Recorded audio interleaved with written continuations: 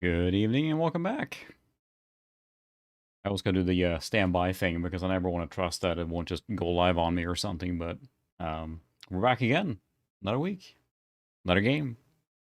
We have, of course, Metroid Dread coming out tomorrow, so I pretty much felt I had to do Super Metroid. And let me know how audio levels are. I've got a lot of comments on my volume being low, so I have put in some extra filters and I boosted the signal considerably on the microphones. Hopefully, it's easier to hear me now over the game audio. And also the game audio will try and run it a little louder. And basically, the replay tends to be pretty low. So everything should be higher now. So, do not adjust your sets, whatever. Or maybe adjust your sets if it's too loud. Anyway, Super Metroid is one of my favorite games of all time. Evening, Ted. Welcome, Bruce. You were first. As for Matthias, you both were first. So, double first. What does it mean? But yeah, I'm a big fan of Metroidvania games. That's probably something you already figured, watching me stream other games as well. But I love the gated progression through ability unlocks. That's the hallmark of the Metroidvania series. And Super Metroid and Symphony of the Night, Castlevania Symphony of the Night, is probably the biggest ones, right? So, are the biggest ones. Yeah, so we're lucky that the internet. So for those not aware, my internet basically went out like 3 hours ago. We just like, hey, we can't get to anything, and the echo stopped working.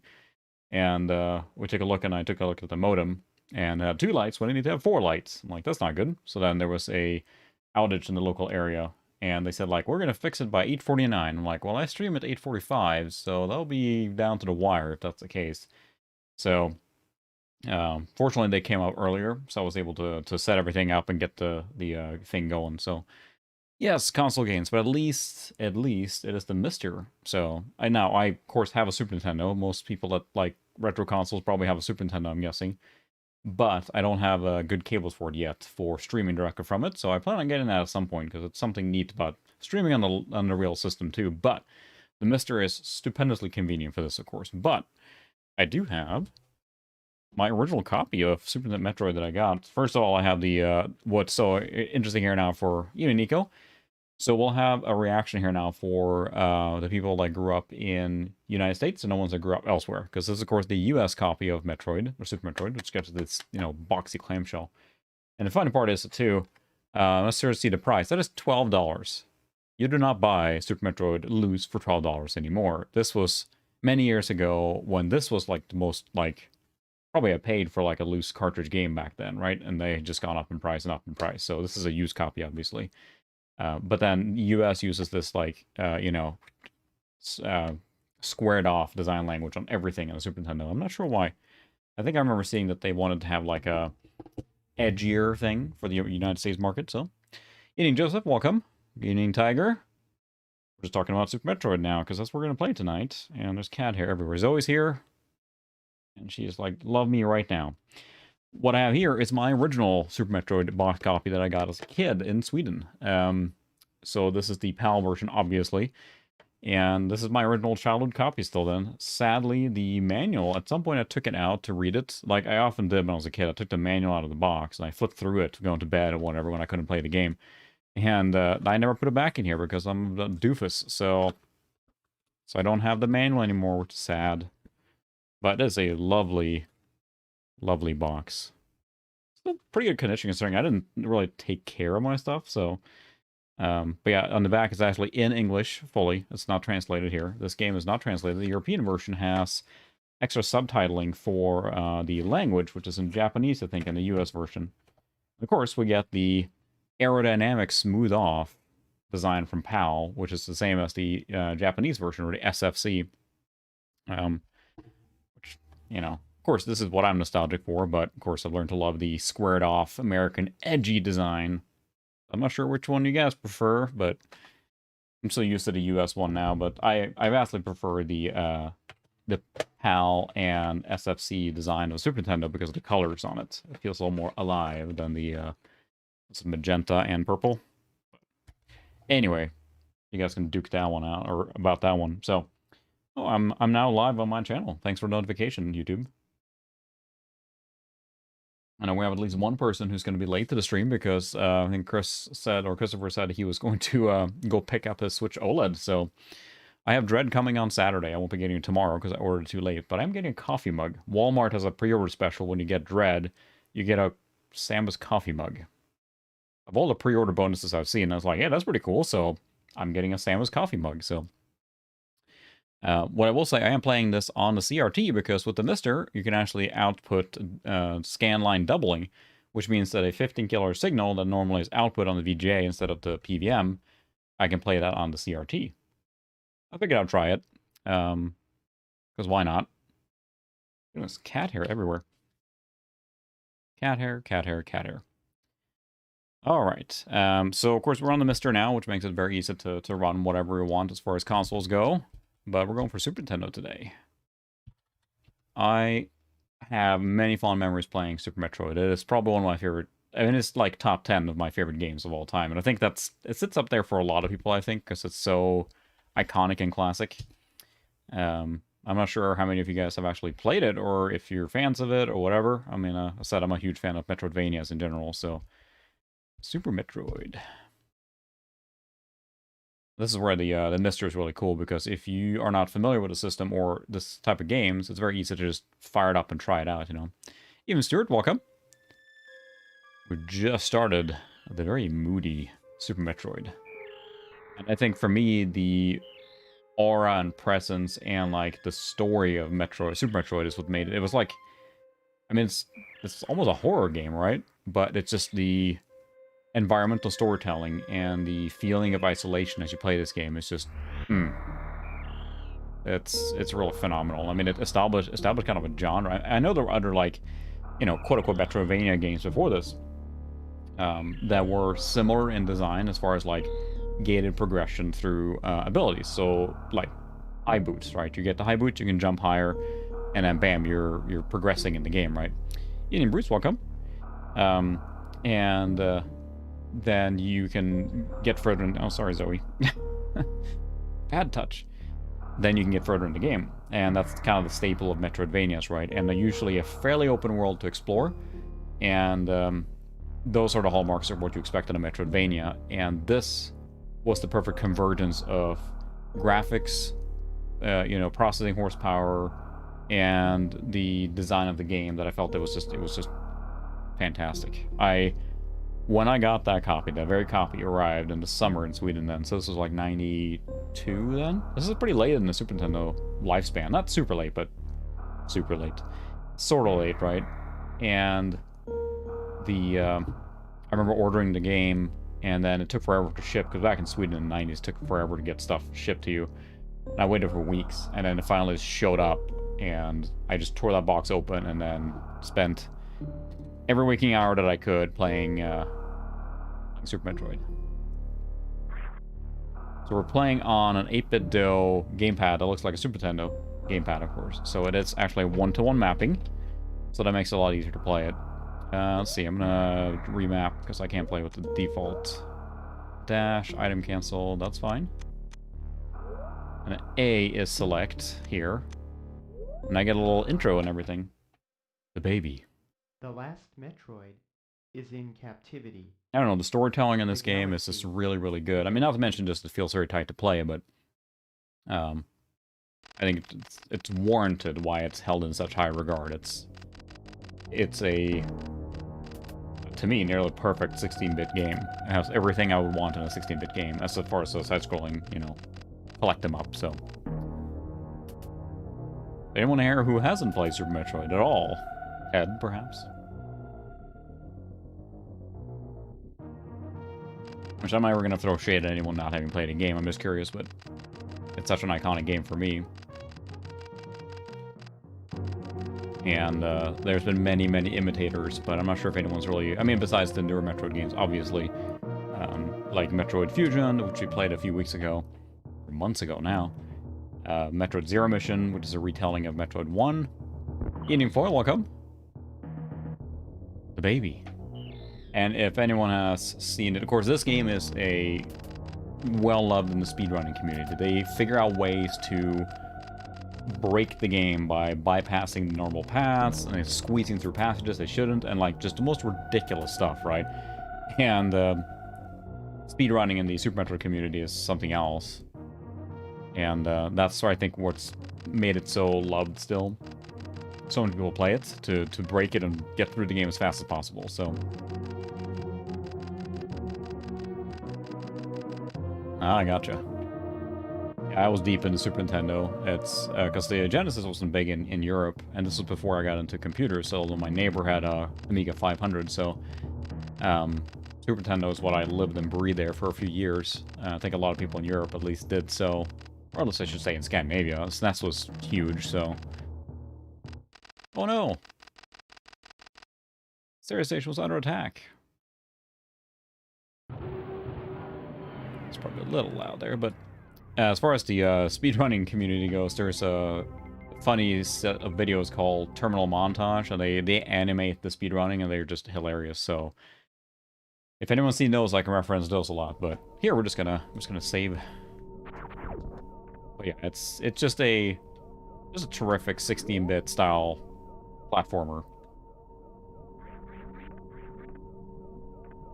And the feeling of like the little endorphin kicks you get by upgrading your character and getting more abilities throughout is the core part of this game, right? So,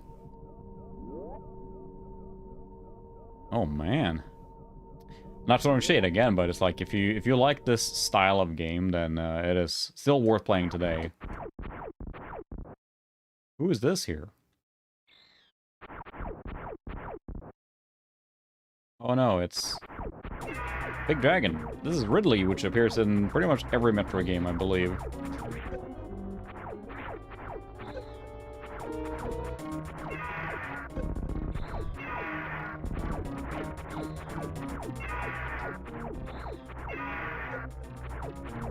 You can beat him, but you also, if you run out of health, you can't lose here.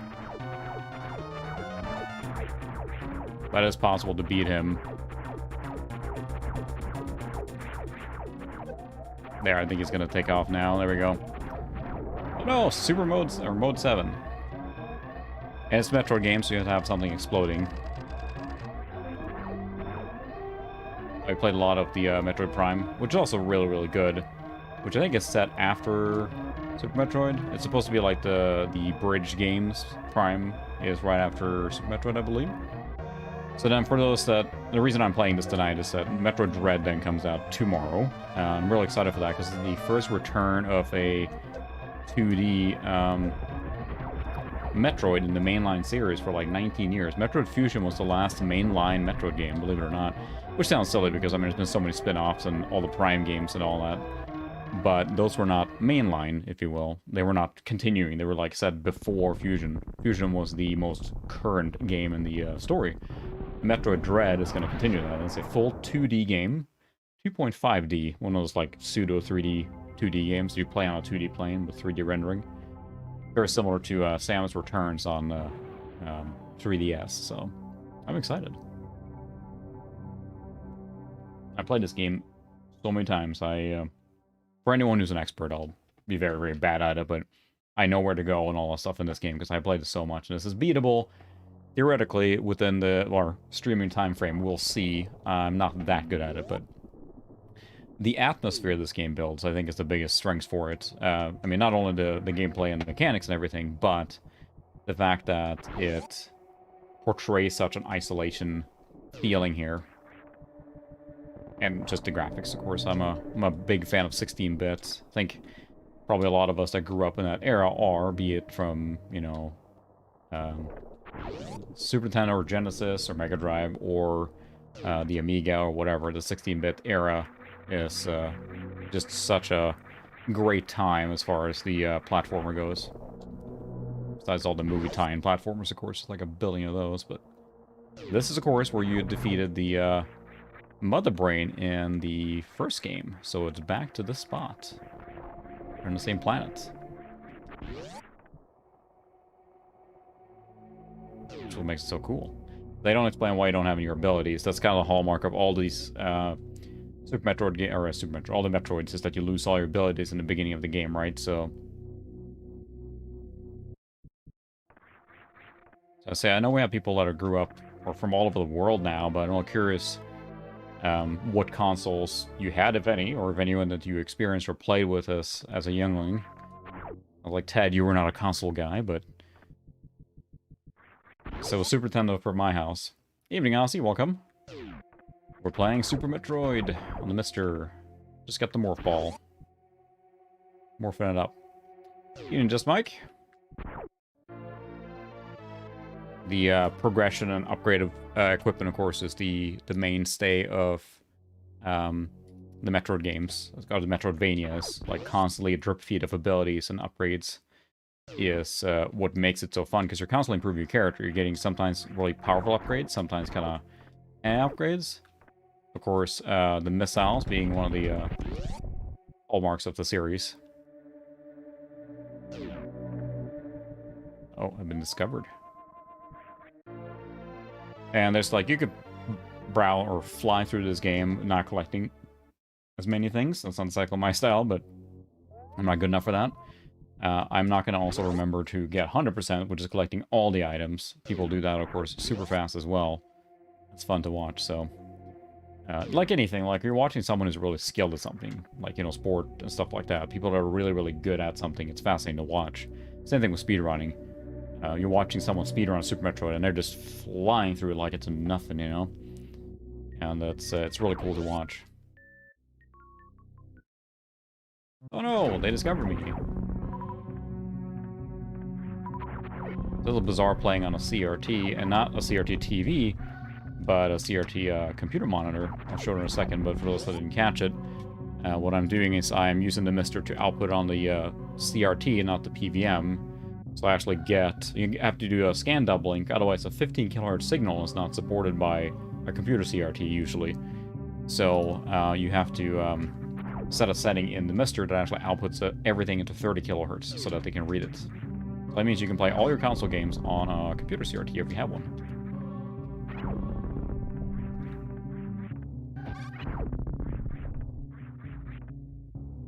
Hardly used. Well, still, yeah, some then. That's a good era, too. I have a Saturn, but I have almost nothing for it, so I'm excited for the Mister Core. I'll probably get an optical drive emulator for the Saturn as well eventually. But I didn't really have a Saturn or play with one. I was into PCs at the time then, so... But I definitely had a 360, or I still have, and that was a good console. Definitely a favorite of mine. So many good games on the 360. Speedrunner now is just looking at this and shaking her head. It's like, oh man. Ah, I see. Yeah, the SNES is just such a... For me, it is the console for me, because that's the one I grew up with so much. And now, there's certain areas we can go to and certain areas we cannot, based on that gated progression. Oh, I can't get through there because I don't have bombs yet. I have to come back here.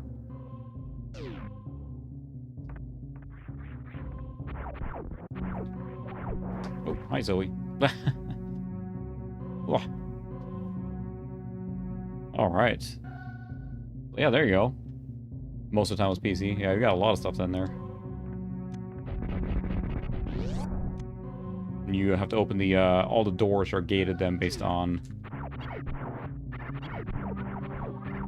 I don't think there's anything of interest in here, but we're going to explore, because half of the part of a Metroidvania is exploration. Might just be a map here. Yeah, I would say you're accurate there, Mike, because... There's the map then. I thought this was so cool. You can look at the abilities that Samus has so far and disable them if you want to, which comes in play later. But... This really perfected that, you know, side-scrolling exploration formula so well. Ian Manley, welcome. Because, let's be honest, like, Metroid was really cool. And it was groundbreaking for the time, I think, considering the size of it. But it's hard to know, especially as a kid I played it. I don't know where to go. Like, everything looks the same, right? There's a save room. We can go in and save, which is supported on the Mister, of course. Sega Channel, was that the one that the, someone else was saying they had that. Sega Channel was the one we were allowed to, or able to download games, right, back in the 90s, which is pretty, pretty cool thing. Never had that. And it's funny too, oh dang it, yeah, I'm not very good at this. I also have a cat on my lap, I'll blame the cat. So we had access to rental. So my parents had a rental place where you could rent movies and a game console. So we bought very few games because most of them were the rentals. It was hard for them to justify, let's go buy a game when, you know, there's extra copies on it for rental. So yes, I had access to a lot of games, not all of them. Many games that I didn't have to pay for them to rent. Which was of course cool, but it meant that it was Super Nintendo and nothing else, or Nintendo and Super Nintendo later. Because they did not have Sega Genesis for rental, or Mega Drive as it was called in Europe, at all. So it was Nintendo all the way through. So we were a Nintendo family, and I didn't know really... Uh-oh, the door closed. What happened? Oh no! It was a bad guy. We better have destroyed the bad guy.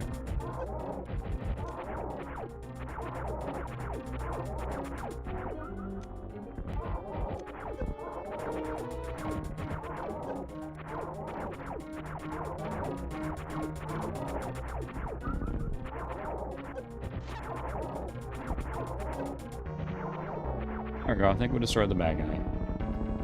Now we have bombs. But I mean, just with the 16-bit afforded, like, look at her gun arm there. So right now you see her left hand is draped over the gun arm. When you turn around, you can see it's still on the same correct perspective side. And that's like, you know, that was not done really before, right? I'm sure some games did it on 16-bit platforms, but the fact that they had such detail, it feels like that's always been a thing with the Metroid games. They've always been very high on that detail level. I remember Metroid Prime, which was streamed a few weeks ago, or a month ago, whatever it was now, where, you know, there's an explosion and there's a reflection in her visor, her eyes. You know, I thought that was just so cool. Now we have bombs. Now we can get a little further. Gated progression. Odyssey 2. That was before, definitely before my time. The first real console we had was the NES, really, which definitely dates me pretty directly. My brother had a Commodore 128 before that, but that was the first, like, gaming experience I had. But that NES was the first console, because we got it for the rental. I remember one day there was a huge box showed up, and I asked my dad what it was. He's like, oh, it's a Nintendo.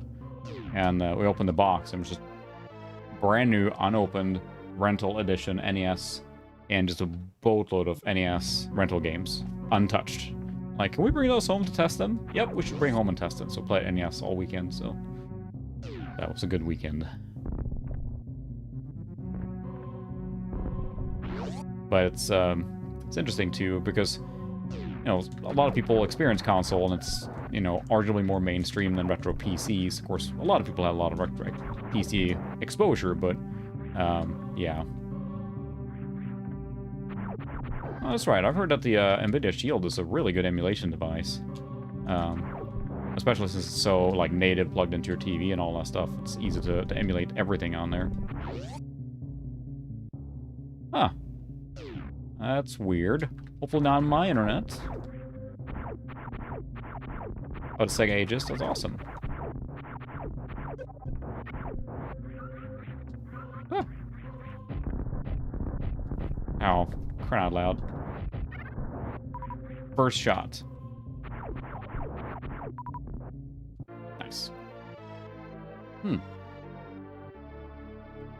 That's right. I remember someone else saying they had that too. It was a great way to experience just, like, you know, Genesis games and try them out, right?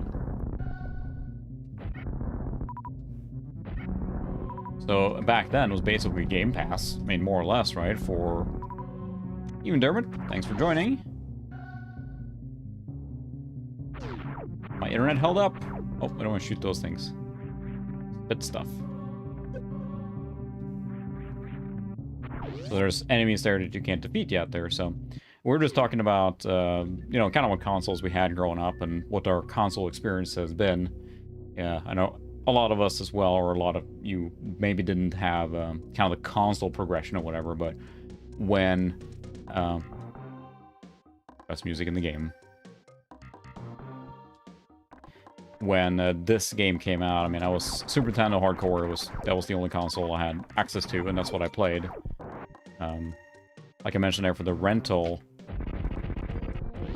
then later on, Since Nintendo didn't have anything back then, or there was like a gap, or Super Nintendo was around for a long time, right? We did not get PlayStation or anything like that, and by then my parents had gone out of the rental business. It wasn't worth the money to invest to get more stuff, so I did not get to experience. This is the map. Full access to the Saturn or, you know, or PlayStation 1 library or anything, so. Jamming out to his music, it's great.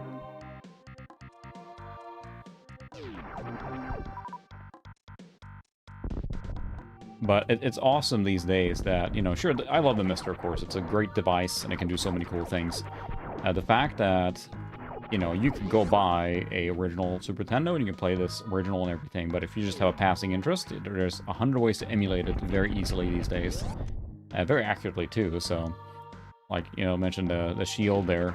The Shield TV is probably a great option for emulation, since, again, it works directly with your TV and is powerful enough to run any of these old stuff now. You know, I remember back in the late 90s and early 2000s, the whole thing about, you know, you can run a Super Nintendo on your computer, and it was just so sluggish and bad, and, you know, it was possible, but I went back recently to just run, like, CSNES on a Windows XP machine. And I'm sure it did a whole bunch of, like, trickeries to make it go faster, but it just... I'm so used to this now, where it plays just so great, and any modern computer can blow, you know, 16-bit consoles away on emulation, no problem. So that's why it was so bizarre to go back to that, but I mean, I played it that way, and dang it, we liked it, so... I don't think the trek down here is worth it, but we're gonna check it anyway, because we're exploring.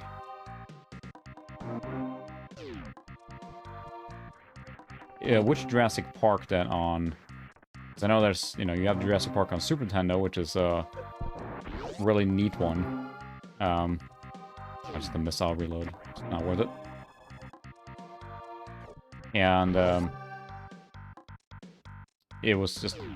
Again, I played it like that, but it was just brutal. I mean, I played through Mega Man X 1, 2, and 3. I had it originally too, but Mega Man X 1, 2, and 3, 4, 5.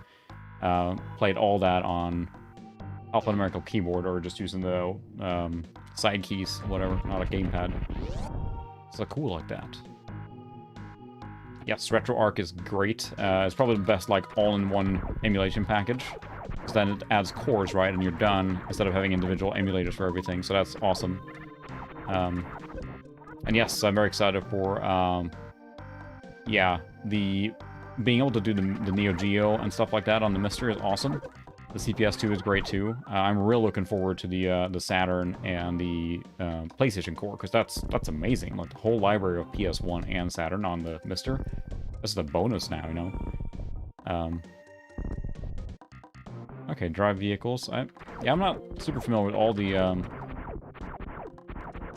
all Jurassic Park games, because I know the one on the Super Nintendo is top-down, yeah. And then you go into first-person view inside the buildings, right? And you have a zapper or whatever. Now you gotta, like, figure out where to go, right? All open here, and this is gated progression. You can't get through here yet.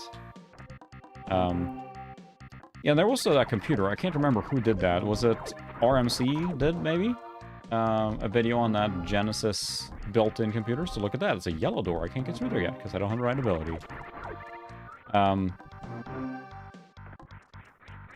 There's a way to wall jump, and I'm just terrible at it, and it's a core skill for any fast movement in this game, for sure. I'm just not very good at it. You can basically do a particular... Yeah, I have a pre-order for the Steam Deck, the one more version, if you will, or not the lowest one, but the one beyond that, one above that. So I hadn't decided if I was going to buy it, but the more I read about it or learn about it, like, I'm rarely sitting on my computer to play computer games. Being able to play older games on it, on the go like that, or like being somewhere else in a house, and like, someone posted a thing, with, what was it? Oh, we need a power bomb to get through there. I have the charge beam now. I can charge my shots. Yeah. Someone played System Shock 2 on it, and on the go, you know? Oh no, I can't get through there. So fake, Matthias, so you mean fake Tandy consoles in Estonia? I don't think I ever heard of those. I know there's a lot of clone consoles in a lot of different countries, but fake Tandy consoles. Interesting.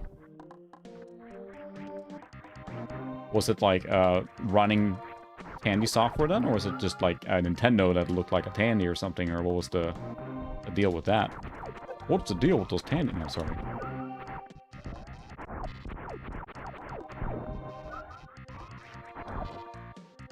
Look, come on.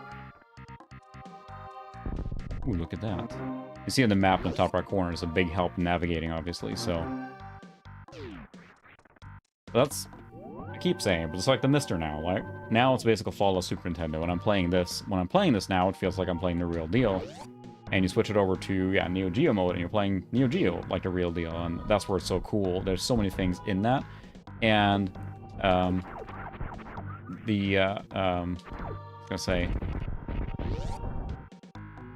was gonna say, goodness, I'm forgetting words now. Probably something very insightful and important. But yes, this is definitely playable on the original then. So for those not familiar, there was a earlier project called the Mist. The Mister is the next, not generation, I mean, they're different systems, right? But it's the kind of evolution of this platform. The idea with that each core or console is basically blueprinted and can then be ported to other systems, right? It's a hardware description language, or HDL, right? Correct me, I'm very wrong on many things, but I think I'm right there. So you could, in theory, then have the blueprint to create the custom chips in these things, or in this case, duplicate them with an FPGA. So once you've done that, now if there's ever a newer platform coming out, like, you know, a newer board that's more powerful, then you can port that that same information. So you don't lose anything when a new device comes out, but the problem you get with newer devices, right, they're getting really complicated. Just the programming of the Saturn and the PlayStation 1 is dramatically more complex than the 16-bit, right? Or I'm sure the 16-bit are hard too, but the console they're duplicating is getting so difficult now. I don't think that, you know, one thing is to get enough size to put it on there. Yeah, there you go, exactly. So yeah, it's using existing dev board, and that's probably the way we'll go in the future too, I assume. Otherwise, it's too expensive. It's an off-the-shelf board from Intel, right? See the pattern. It's like I know this guy by heart now. So even with a more powerful board in the future, the complexity of developing, and I mean, there's a lot of people that are very smart, and they'll probably figure it out eventually. But like, you might say, oh, I want an N64 on there, which is theoretically possible, but then chip duplicating a N64 is a massive undertaking, right? But I mean, in a team, where I see the coolest thing is the further development of existing cores, right? Or new features in existing cores. That's just so cool. You know, save states or palette swaps, you know, slowdowns, turbo functions, etc., etc., etc. That's where the exciting part is, besides just having, of course, a freaking Saturn and PlayStation on that same device. What I was going to say is that, yes, you can do all the emulation with a computer and everything. Something that's almost forgotten a little bit is that, yes, the Mister is a, you know, dedicated device for this. It's really small, it's super portable, and it's self-contained, and it doesn't draw much power, etc., etc., so it has a lot of benefits just as a generic emulation device, you know. Yeah, the Shield is cool, right, because it's a small device and does a lot of stuff too, but this is purpose for retro consoles, so retro computers. It's just a really, really neat device. And they keep adding stuff to it, so... How long it took me to get to this point as a kid? Like, the feeling of like, man, yeah, I made it! And I hunted forever for that. Now I know the pattern, or where to go, directly. So the Super Missile opens up a few things. Now you can open green doors, and there's your gated progression, right? These things are a great way to farm resources.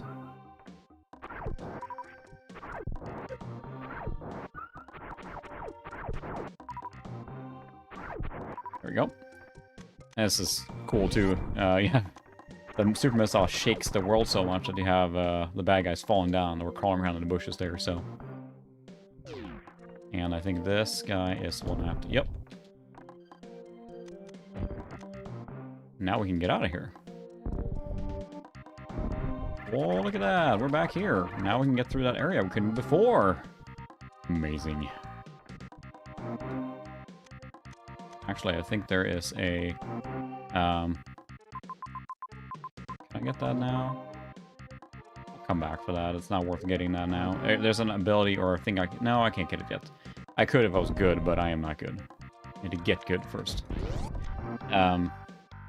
Yeah, that's the thing. Don't get me wrong, I think the Neo Geo stuff is awesome. I cannot remotely invest the cash for that, because if it's one thing, if you're really invested in it and love it and everything, that's awesome. It's a really cool, you know, system and everything. Arcade stuff, you know, all the power to people that collect and run the original hardware. For me, that has like a, you know, passing interest and will play it here and there, but not want to spend hundreds and hundreds, if not thousands of dollars getting that stuff going. The Mister is awesome for that. Because then you're getting hardware accurate emulation of those systems. So that's where the Mister really shines, is when you have a interest in the platform but not invested in it. If you're really heavily into stuff already, you know, like, no, it doesn't replace that stuff. It can, but I find myself using this more than the regular Super Nintendo now, just playing games, right? And I would like to get a second Mister for my main CRT/flat panel setup. Now you can see here, like, there's... I can't get up there. What do I need to get up there? Gated progression. There's a yellow door. I can't get through there. I guess it's a recharge in here. Again, it's funny, like, watch me... Full on energy. Watch me do this, and just go find, after we're done streaming, like, literally just a speed run of Super Metroid on YouTube, and then see the actual speed these people do, or when they play these games. So that is ridiculous. Just ridiculous. It's hilarious, too, because one of those games have been out so long. You're not supposed to be able to get up here yet, but this is a sequence break I can do. I wasn't so terrible at the wall jump. Untitled Chapter, welcome. Come on. I can't blame the lag, because it's basically no lag at all here. There we go. So this is what you're supposed to not get up here yet. And... block gonna come back? Nope. Dang it. Alright, I'll have to redo that. That was poor. I've done that properly. You're supposed to get the high jump boots here to get up here normally, but just by using a little wall jump trick, you can get a weapon sooner than you would. So I'm really failing at that now. Again, need to get good, which I am not. It's funny because you watch one of the speedruns and they just fly through that kind of maneuver. There we go. See, you're doing the right motion there. There we go. Alright. Let's try that again. So this is going to break, and we just keep going. There we go. So, normally you wouldn't technically get this right away. You would have to go and get the high jump boots and come back here. But because I am so elite, I can now get the spacer shot faster. Yes, that is literally the worst speedrun ever. It is a slow run, as it were.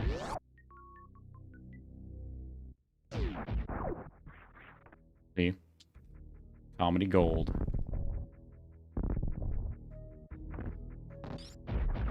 But this shot is considerably more powerful. It sounds like a shotgun, too. Chunk, chunk, chunk.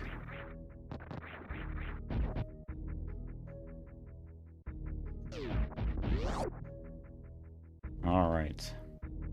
And I thought this is also really, really cool. Like, they have the, I mean, this comes into play later. You have to sequence, or not sequence break, because you break that to get out in the water, but I don't know. Just the environment, the 16-bit console allowed that kind of detail environment. Same way as like here. Ooh, it's there. Gotta go down here first. And then more gated progression, because you're getting into a lava world, because it's a game, so that's a lava world.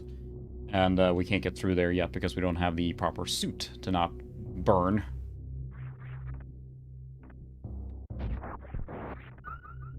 But there are areas we can go to. Let's see if this is one we can. Nope, take damage. And you can get through this if you really brute force it, which of course the speedrunners do. Inisuka, welcome. And the yellow door, can't get through there. Gated progression again. So, the game is not, you know, it's not, and also I forgot to say, welcome Phil Exile there. I don't think I've seen you before, so welcome. But I'm playing right now, so I have a PVM. I'm not playing on it tonight. I wanted to try, so I'm using the scan doubler version feature, or the line doubler version of the output. So I'm playing on a ViewSonic computer CRT, because that's just, you normally stream this way. So when I do this, it gets a little hard to reach stuff. So I'm gonna try this here. I figured why not. And so yeah, I'm playing on a computer PC CRT, 19-inch, whatever, and it looks gorgeous on here. You can, of course, enable scan lines, all that good stuff, but that never comes across very well on the stream, so I'm hesitant to do that. For anyone that's messed with that, once you start doing that kind of thing, the compression on YouTube and the streaming software just makes it look not great, so... Oh, what's this here? More items. More items. Yes, very good eye. That's the 14L5. 14L5, yep. I'm not sure on the U, I think it's just a 14L5. There is a story behind that one. I mentioned it to the other people here. So you'll have to hear the quick story again here, Phil, but what happened was that at work, we have a kind of like a studio where they record like internal videos and documentation and training videos, you know, etc. And that studio was like decommissioning or getting rid of stuff, which of course, like all these places do, they don't want CRTs sitting around forever. It takes a bunch of space. And ooh, save, let's do that. And my coworker, who I'm in IT and he's in IT as well, and he just comes wheeling in with two 14L5s, and he's like, "Oh, they get rid of this PVMs. You want one?" I'm like, "Yes." So there you go. There's my story of getting a free 14L5 with no strings attached, and I just wheel it home, and I've been using it ever since. I have not serviced it at all. I feel like I'm gonna have to do that sooner or later, but it's been, I don't run in many hours, but it's been flawless since I got it. So, and I like the fact that the multi-format works well for me, because I can use it with the Mister, I can use it with original consoles, I can use it with, you know, old computers, you know, all that good stuff, right? It does all those things, so.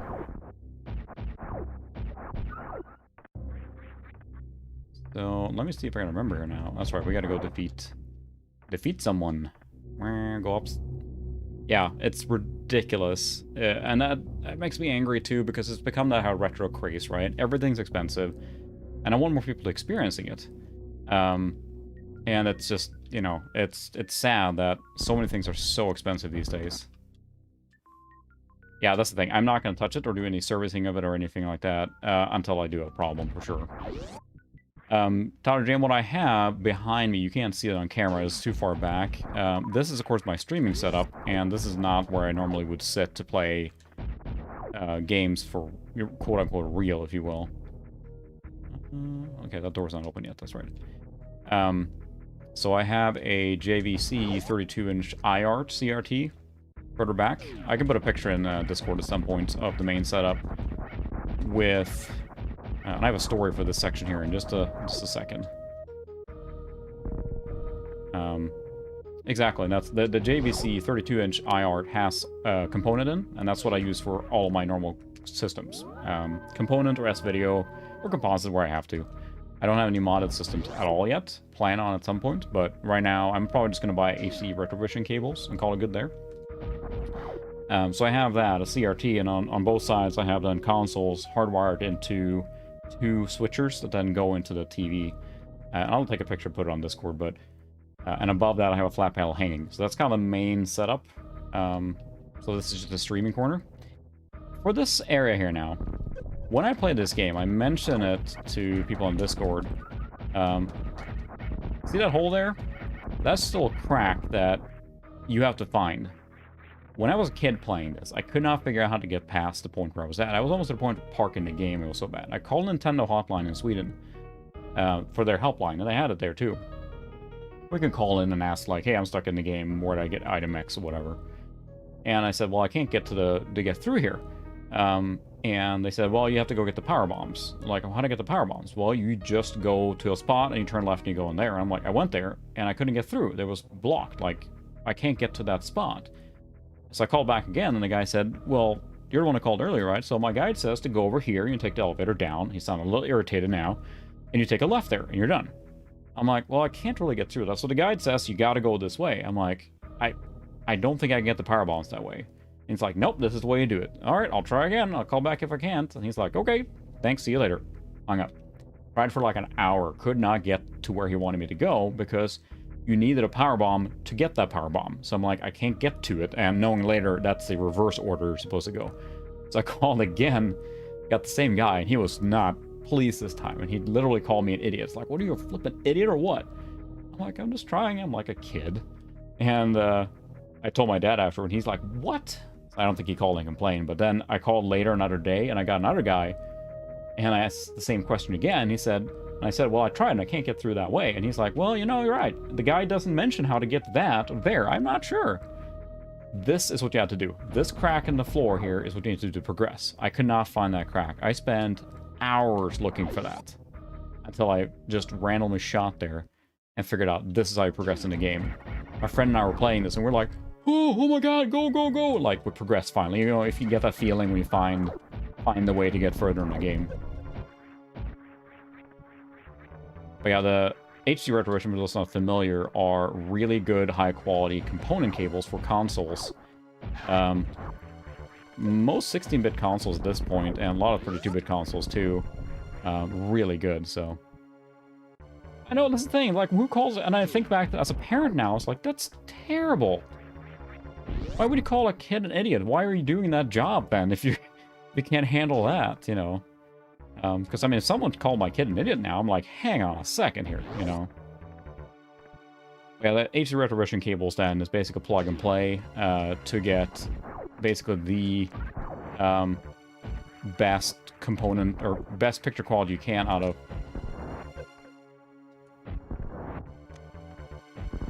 of the consoles by design. So, yes, bigger kid. Now, here's a big boss. There is a fast kill option for this. I will not be able to do that. We can try. I've never been able to do it, nor have I tried. So, uh-oh, Super Nintendo's lagging here now.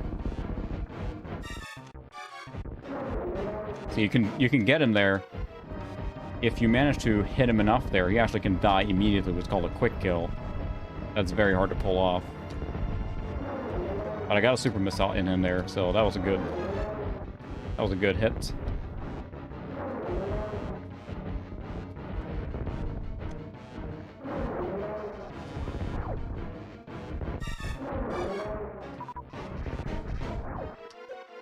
Oh.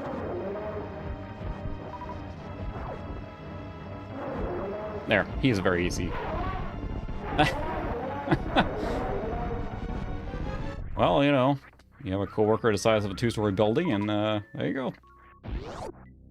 So yeah, that's my story from when I was a kid playing that game. And you get the first suit upgrade here, which then is the iconic Metroid suit that she has in pretty much every game. And it's funny, it used to be trickier for me, this boss. I think just watching enough speedruns, being more confident than just shooting, because I kept psyching myself out. I used to have trouble with this one too. Lately, when I played this game, it's gotten easier. I'm not sure if it's just because I watched enough speedruns of it, but there are some tight spots in this game that are not easy, for sure. But I like the fact that the game is not overbearingly hard. Like, it's not impossible to beat, you know? Especially as you get more powered up, roided out and everything. So far, so good. Hopefully, if anyone gets cut out, it's my internet. For those that did not hear it, my internet crapped out a few hours ago and came back out. Or came back up. That was an outage in the area, so... yeah, space jump is bad, and especially the more advanced techniques. Like, as much as I play this game and know it by heart... I hate these guys. like mini Metroids there. Suck your energy. Suck your blood. Awesome. Good that it's holding up there. Evening, Christopher. Do you have the OLED Switch? So, sorry if I'm ratting you out now, but I think you were going to pick the new Switch out, right? And I would love to get that one to play Metroid Dread, which I will be getting on Saturday, I think. That's when it's supposed to arrive, so... awesome. So, interesting part now, too. One thing that's happening is that I'm not using the capture software, the advanced capture software I normally might use then for capturing the PC stuff. So this is just running directly on OBS, and I figured out my CPU overload problem. I also have, of course, this guy here, which I'm going to install soon, a new Ryzen 7 5800X, so I just need to rebuild my computer. Oh, nice, Dread already. Oh yeah, that's right, you're in crazy land down there with the different time zones and everything. So you're down under, right? So you have in Australia, so you definitely have access to the game already. We don't hear yet. I bought mine from Walmart, and it shipped today, and they said it was delayed. So I was supposed to get it by tomorrow, but I'll get it on Saturday, which is fine. I got to work tomorrow night anyway, so. But yeah. Yes, I'm excited for that CPU for sure. But I would love that OLED Switch, because it's funny, because our Switch has become the kid console. Like, it's weird, because we're buying a ton of games for the Switch, because the kids play it all the time. We have a regular Switch and a Switch Lite, and they get used, I mean, daily. So we never get to play the Switch. The kids are awake and they have screen. The Switch is spoken for. So I would love to get an OLED. Probably have to wait for supply issues to calm down, of course. I don't know how this one's going to be. If it's going to be one of those we have to wait for like 6+ months to get it. Yes, the ThinkPad i7, of course, is the one that will run laps around any other processor forever. So, for those not familiar, Ted is very, very, very, very, very proud of his ThinkPad with his i7. And must mention it at any given time, usually in inappropriate situations, and any and all social situations. Did I get that right? There we go. Yeah, so what I'm going to do is, so the video I'm working on now, which I'm hoping is out this weekend on a computer thing, will, I'm going to time the rendering of that video, which is going to be in 2K, so 25, whatever that is, by 1440, 2560 maybe. And I'm going to time that after on the Ryzen processor and see the difference, which I'm assuming should be quite dramatic in the render time. Because, I mean, we're going from 4 cores to 8 core plus virtual cores, so 16 cores or whatever. Oh, spitting at me. Let's run past all this stuff here.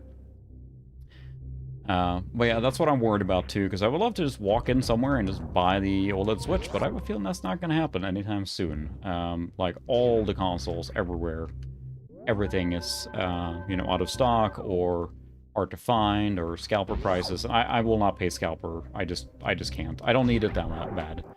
I'm happily waiting. Just a secret here.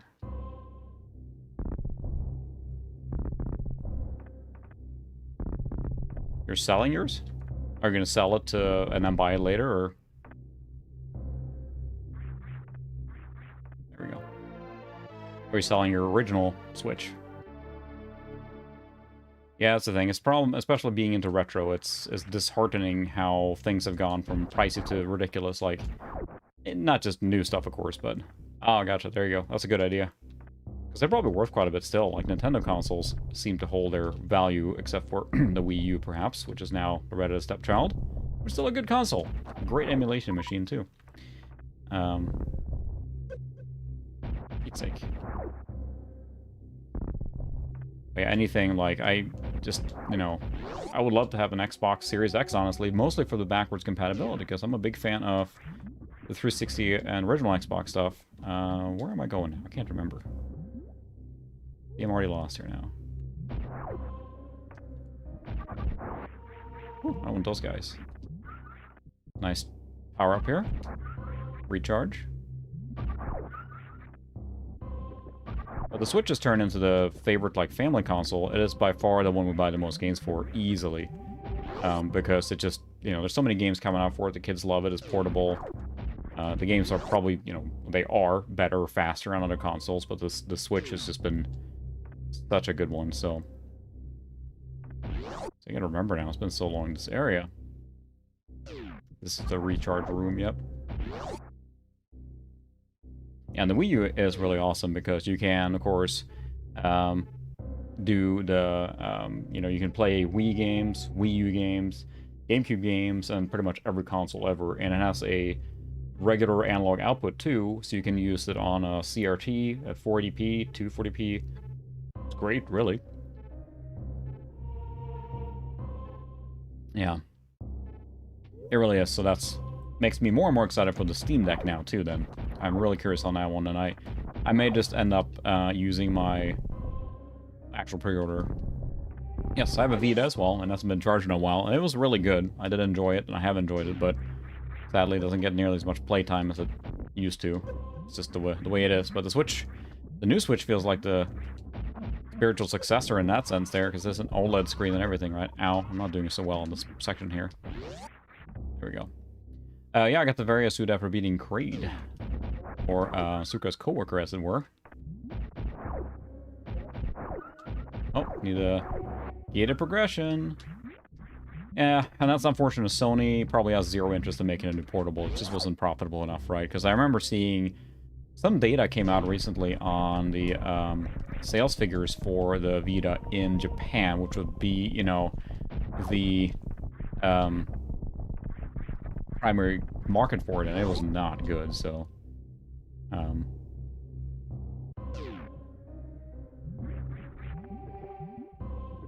Yes, the Pro Controller is a requirement, I would say. I've played, you know, Zelda Breath of the Wild, any game on the Pro Controller, for sure. We have two of them, and that's definitely the one we use for everything. Only the people that play, like, 4-player Mario Kart have to play with the regular controller. The Pro is worth every penny. It's a very, very, very good Pro Controller, just as a controller in general. Let's see, is there one thing down here? I think so. I thought there was a thing down here. Oh no, I can't get up there.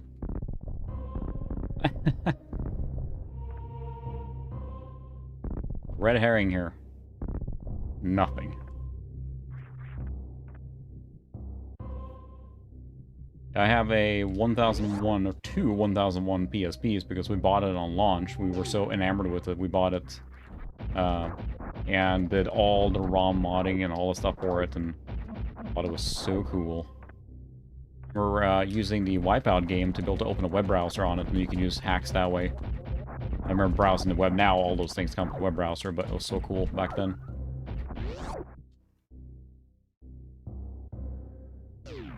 But yes, definitely recommend the Pro Controller for the Switch. That is a huge difference in the feel of it.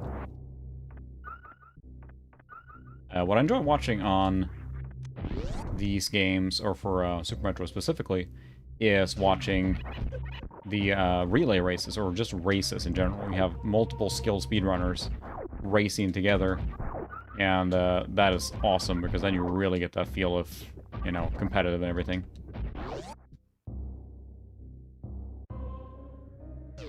I was thought she like, oh, she runs so fast, but let's check out the item we got now.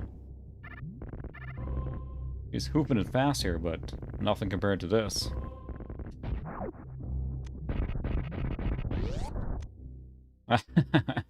That's the thing, too. There were a lot of cool systems with browsers on it, and, you know, you could...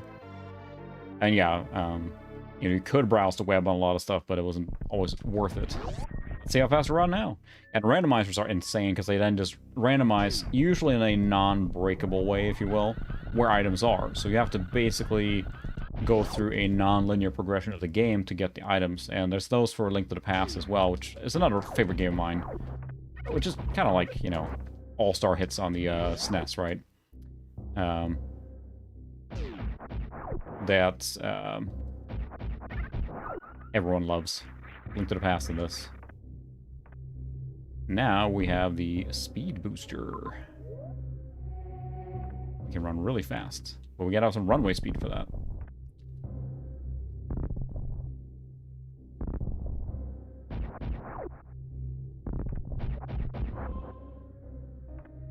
I'm just operating from memory now. Yeah, and I'm sure I'm missing secrets and everything like that, because there's a lot in this game. I mean, the game is just secrets everywhere. Let's see. I do think I have to go to the left. Yeah, the movie is UMD. I have a few of those. That's right. So now we can run really fast. Turbo engage. Whee! That's a staple of this game.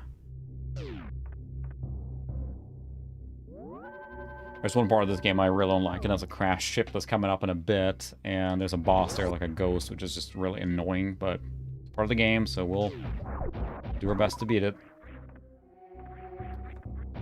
Yes, this is definitely playing on the Mister. I do have a Super Nintendo, of course. I would like to get HC Retrovision cables before I stream... I can't. Stream on original Super Nintendo. Here's Zoe. So, because I only have S-Video on my current Super Nintendo, and it looks alright, but the HC Retrovision cables would make a huge improvement. So, that's what I would like to get before I try and stream on original hardware. So, the Mister is really convenient, so... Whoops. The suit can handle hot temperatures, just not lava temperatures yet. Ah! Spit, spit.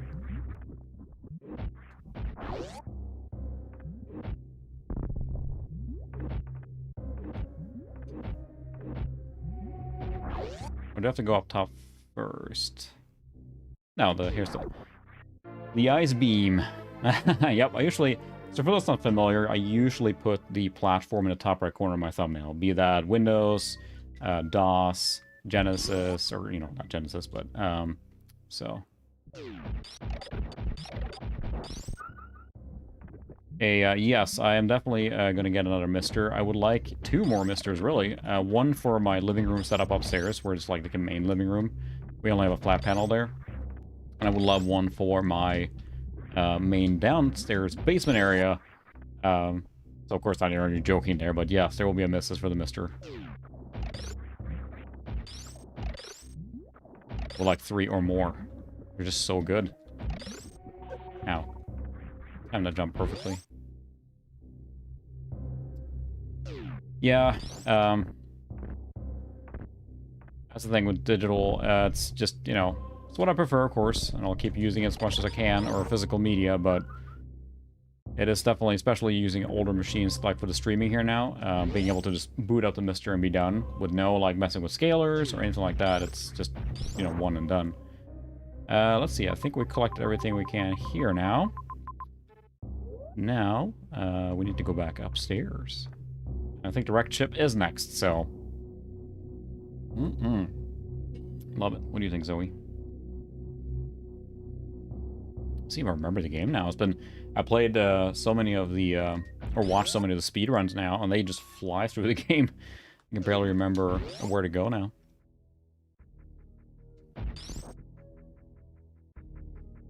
Yeah, of course, I love physical media. As you can see behind me, or for those not familiar, what you see behind me is a collection of big box PC games, so... Of course, we gotta get another suit to go move faster in the water, and it's funny, you play these games now, and you can beat this in a few hours, right? It's like, if you just really take your time, it's probably like a 10-hour game. Or something like that. But if you're in a hurry, I mean, speedrunning it to do it like in, you know, 50 minutes, something like that, that's extreme, but you get the good ending, quote-unquote, if you beat it in under 3 hours, I think. Which, you know, I'm probably not going for here, but I probably could if I focused and did that. We don't have power bombs yet. Now we can jump much higher.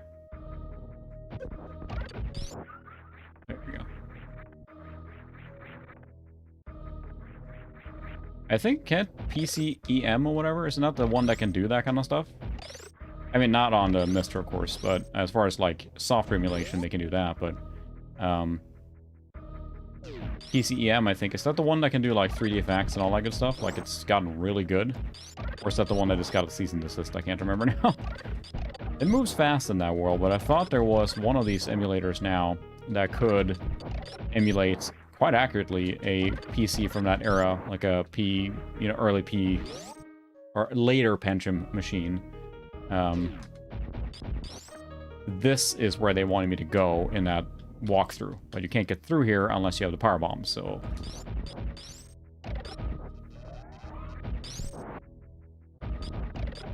Here you can get through. This is where you're supposed to go. But I think you can then emulate the 3D effects and all that good stuff using... Oops. Stop eating me.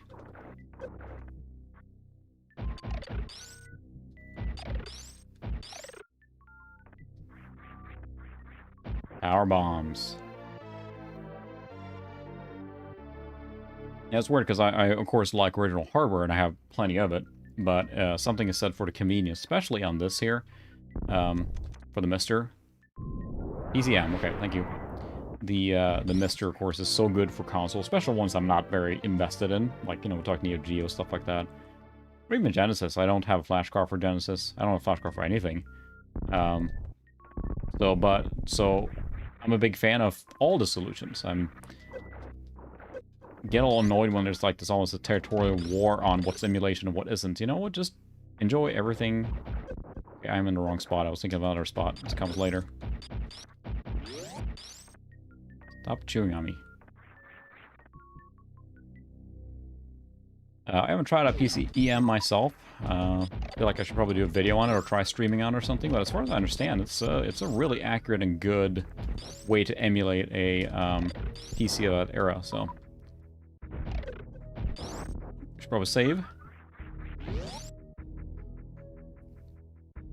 That's fine. I play this game mostly on autopilot now, but it's just, it's so good. And I think this was made in 1992 then, or launched in 92 or something.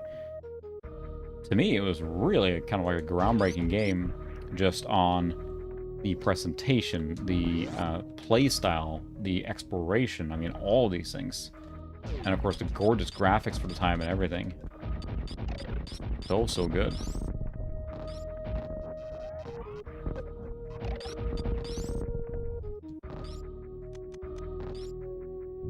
Blow it all up. This is where the spot is. There we go. More power bombs. Oh, nice. You can have the BX chipset on there and everything. So again, we've gotten... Oops, that's not what I wanted to do. We've gotten really far in emulation, of course, now. You know, being able to do that kind of stuff on your main PC easily. Of course, there's many ways to play... you know, they re-release, remaster games and everything, so... Ooh, hey. Right, I think we're going back to our ship now.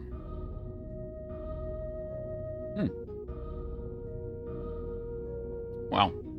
So yeah, you need a lot of horsepower to emulate that. And you think about it, how complex a processor of that era is. I mean, it sounds, you know, pretty not that hard when you think about what a modern processor can do. But I mean, emulating the entire instructions and the entire architecture and everything, that's no easy task. So requires beefy hardware. Well, yeah, it's implied, Ted. Probably give most supercomputers a run for its money, of course, so...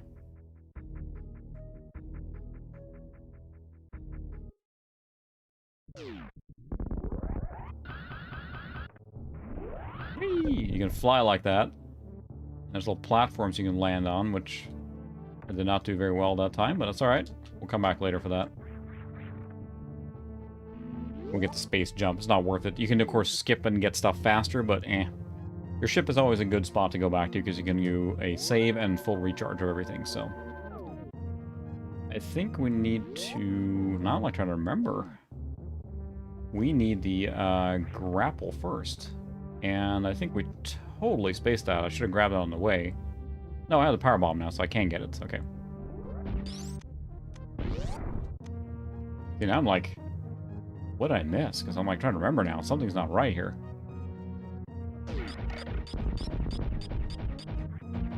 It's okay, that's... Okay, now I'm thinking in my mind here. I think I know where things are. Yeah, I probably did it in the wrong order there, but backtracking is part of the experience when it comes to Metroid games. Almost a requirement in Metroidvania games is backtracking, coming back when you have better abilities. So I should have hoofed around and got back, so. Multi-core, multi-strippers. Play, man, 2 cores at the same time.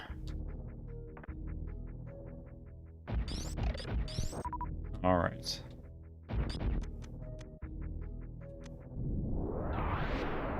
So yeah, I'm excited to see what my Risen, what do you say? I don't even know.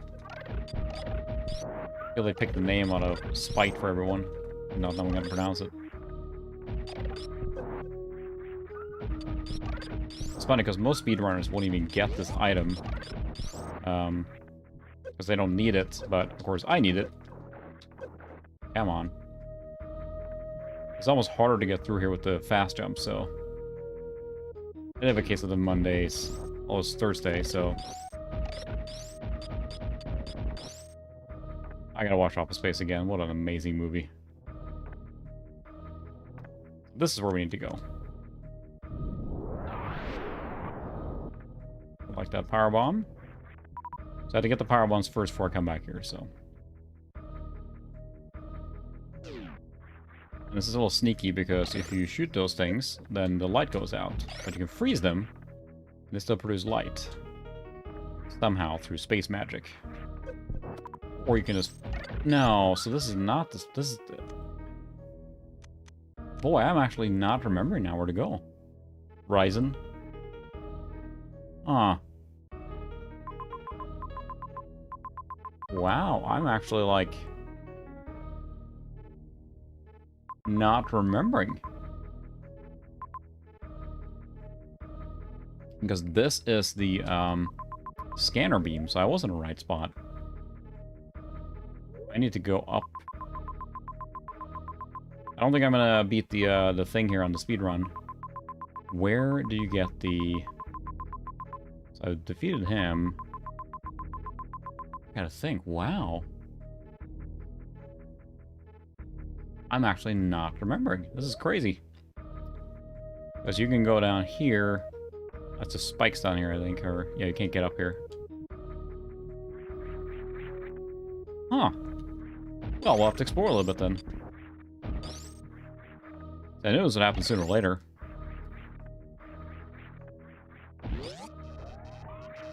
It's funny because we had a printer or a fax server where I worked one time. And the fax server was just an endless bane to our existence. It constantly broke down, had problems, and it was a pain in behind to work with. And when we finally retired it, then my closest boss was like, oh, we should go office space on this fax server. And we're like, yeah. So he arranged all of that. He got ready to bring out the server out on the backyard, or back parking lot of the corporate office. And he brought an aluminum baseball bat and everything, and I mean, he was ready to go office space on this fax server and, like, literally just wreck it. There was a dumpster there, so we just had to clean it up afterwards. And his boss was like, no, I don't think so. I don't think that's a good idea. So he just nixed it. So, like, we were about to go office space on a stupid server. But we weren't allowed to. The man said we can't, so... Just let your people run free. I think he was worried that some executive would see it and they would get all upset. What are those guys doing?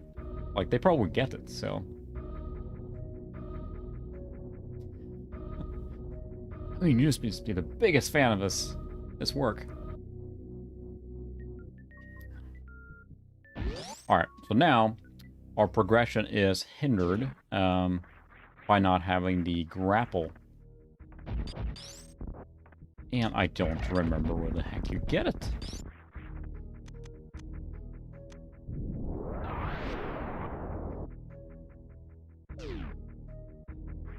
So yeah, this is a water area which you can't get through. You need to grapple here to pass through. But I am just blanking where to get that. That's crazy. Apparently I play Super Metroid a lot, but not enough.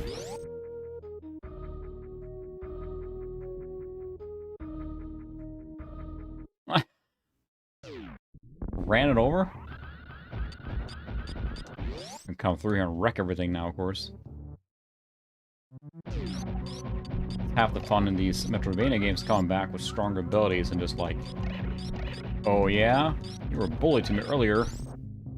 I got a shotgun ice spread gun now. Alright, so it's gotta be in Brinstar, right? I can't get through there yet. Oh, no, no, that's not...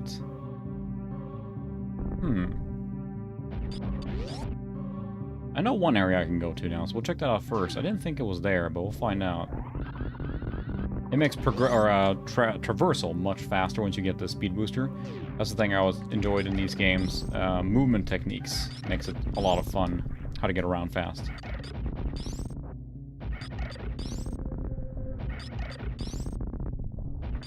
So we'll go there now and check it out. Funny, a speedrun then. I think in most because I watch so many speedruns now, but I keep saying that. Where they do not get the grapple, because why would they need it? They can figure it out anyway. Hey, Peter, check out Channel 9!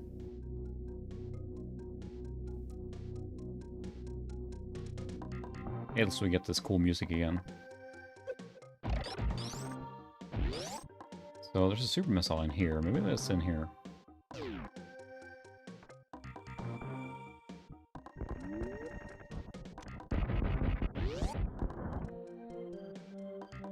You can get through there too. So that's a reserve tank, which is an extra tank beyond your normal energy tanks. So this is just item cleanup. Stuff back here. Yep, missile. And cat hair. Goodness. Yeah, this will severely impact our ability to beat this game tonight. We'll see. I get really close.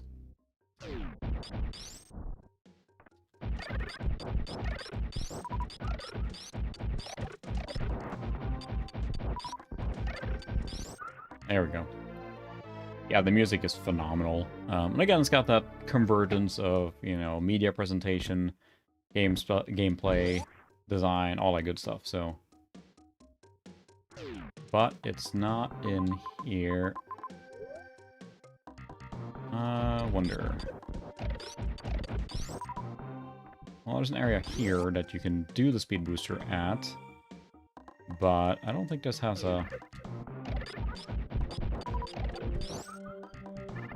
Dang it, I'm going to speed here. Yes, that was really creepy. Oh no! Whee! Basically, this is a way for you to learn how to use the speed booster, or the shine spark, which is the flying really fast thing. You can do this, whee, which costs energy.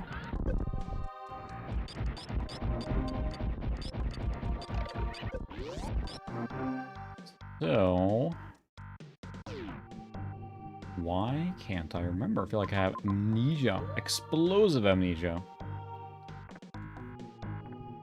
We can get through here now. Futurama, they go like, alright, does anyone here not have explosive amnesia?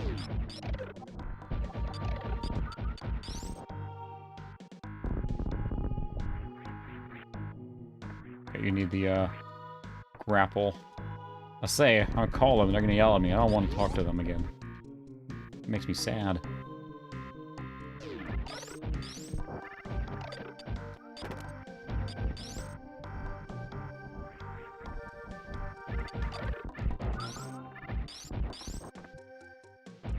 So it's gotta be down in Northfair somewhere. I got the ice beam so I can climb up again. This is so bizarre.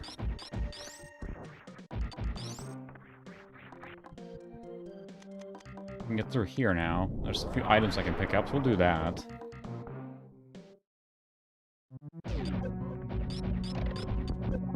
Yeah, exactly. I'm like, no, no, they're gonna yell at me. I'm not an idiot, I promise.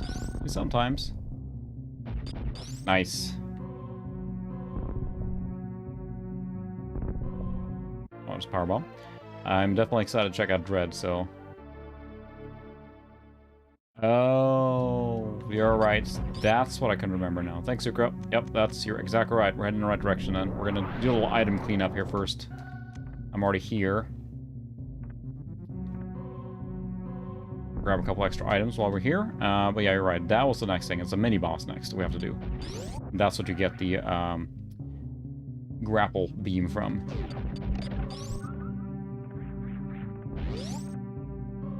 But we'll never know, Suka, right? Now you can claim ultimate superior knowledge of this game.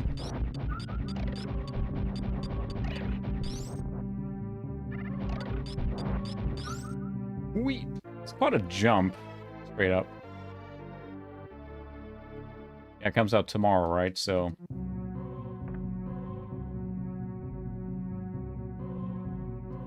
I think there's a way to... Oh, it's Power Bomb, okay.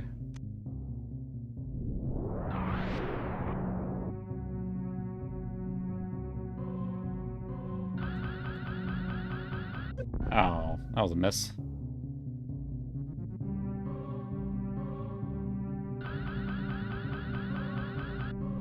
There we go. Aha! And there's probably a way I can't get through here yet. Yeah, it's water. I think there's a platform up there, but yep, never mind. Alright, let's go get that grapple. Whee! But we got a few items out of it. That's how kind of I played it as a kid, is I would just kind of like, you know, sweep around. You got a few items, you got your way a little further and everything. And allowed you to progress or just pick up more items to make the game easier. So I was a big fan of collecting a lot of items. Not 100% by a long shot, but Power Bomb really opens things up. Ow.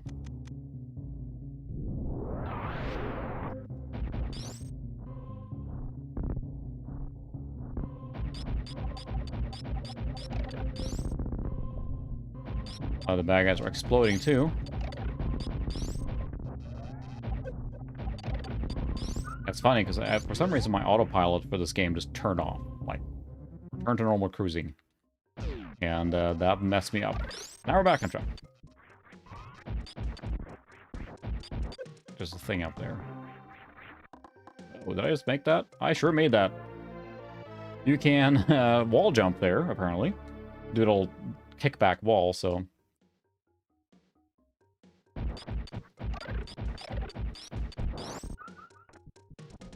Yeah, this is by far my favorite music in the game.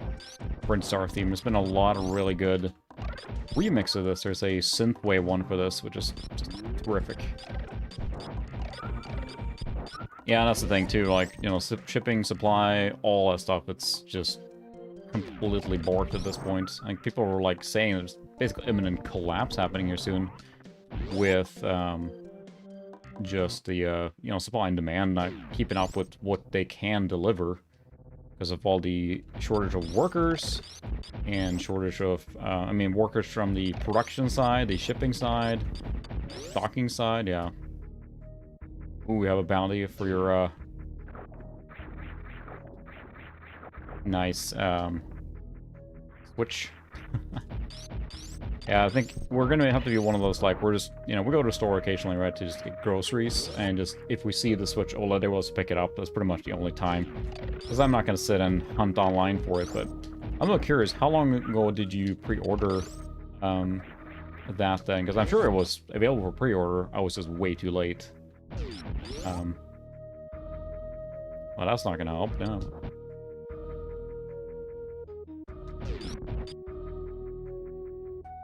Going a little faster. Alright. We're back again now. Alright, now we're cooking. Remember where to go. How embarrassing. How embarrassing.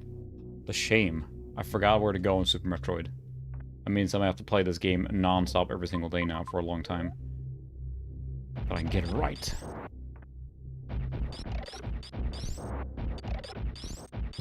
What's this then? I think it's just a map door, perhaps? The biggest thing with the OLED, too, I watched Digital Foundry's review on it, and they said it felt more premium than That's right, I can go that way now. That's probably where I need to go, yeah, alright. It feels more premium than the original Switch for some reason. Just the build quality, or maybe the bigger kickstand and all that good stuff, right? So, Steam Deck, yep, there you go.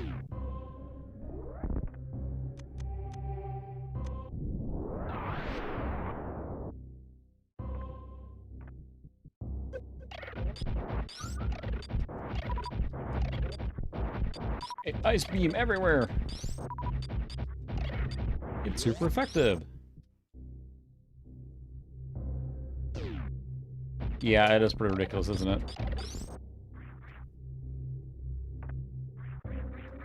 Does that work anyway? Freeze them in mid-air. There might be some upgrade up there, but I'm not gonna get it now. Yeah, she's got, like, you know, inertial dampeners in her suit, right? And here's a massive, massive corridor designed with a simple thing in mind, and that is you running really fast. You'll never come back to that corridor again, but it is cool. We're gonna save because we have a little boss here now.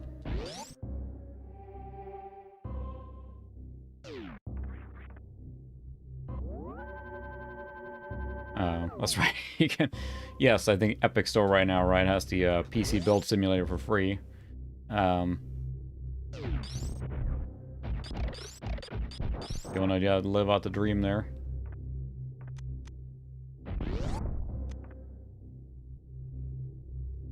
Oh no! It is a big dinosaur.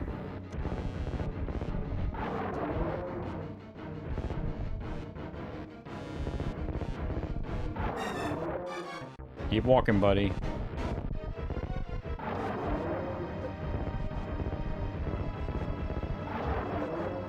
Keep walking.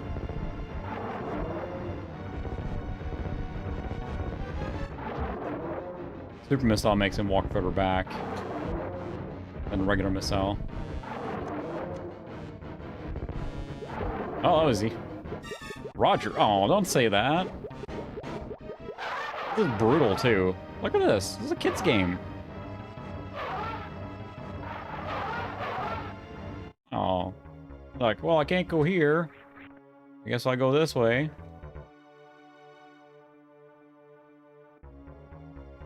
No, my God, he's back. What happened?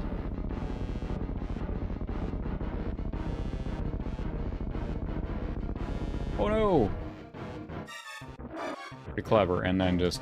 How is he moving still? There you go. The dream is finally true. You can download more RAM. Good point. Recharge here, please. That's funny how it's clicking together now so well in my brain on where to go and everything, except here. Whee!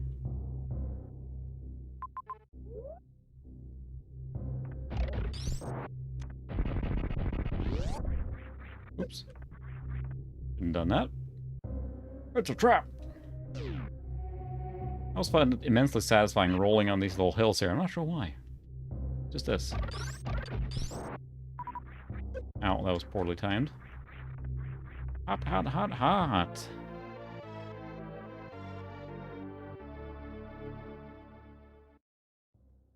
It's got to be like, you know, that drip feed of finding small upgrades constantly and then occasionally getting like a big upgrade. Like, you know, big beam or a new suit or one of those. Like, it's just... I think it's that. Of course, Symphony of the Night to take that to the nth degree with even more stuff, but it's just so satisfying.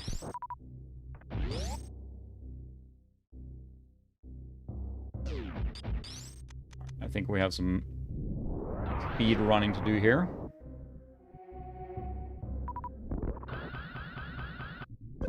That's not what I wanted to do. I think there's stuff up there, too.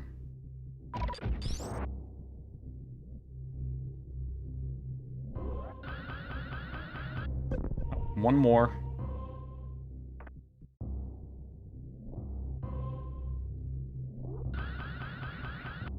There we go. remember there was something here. Yeah. That's, I think I use that too a lot. Coworkers or friends or, yeah, family too. It's a trap! Hey, honey, can you come here? It's a trap! Whee! Ouch. If you're really completionist, you will... There we go. Grappling Beam. You will uncover all the map squares. You can see the squares are dark blue instead of like purple or pink or whatever. On these squares I have not yet visited, so... You got a pretty powerful little cattle prod here now. Allows you to swing like that. It's been a staple in pretty much every Metroid game since, I think. Actually pretty powerful, too.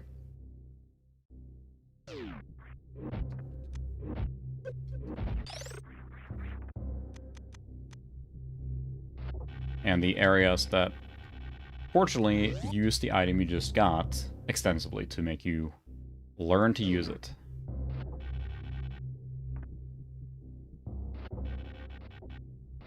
Or not.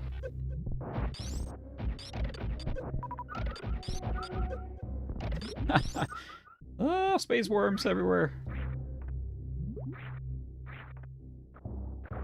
Ah, the water's brutal. There goes my, you know, PV time. Oops, I missed. Go take care of that. Okay, so now we have the grapple. Grapple, it's a grapple. I hope or assume, Super, you said it in real life. I'll be back. But is there any point in saying I'll be back if you don't say it that way? Alright. Save.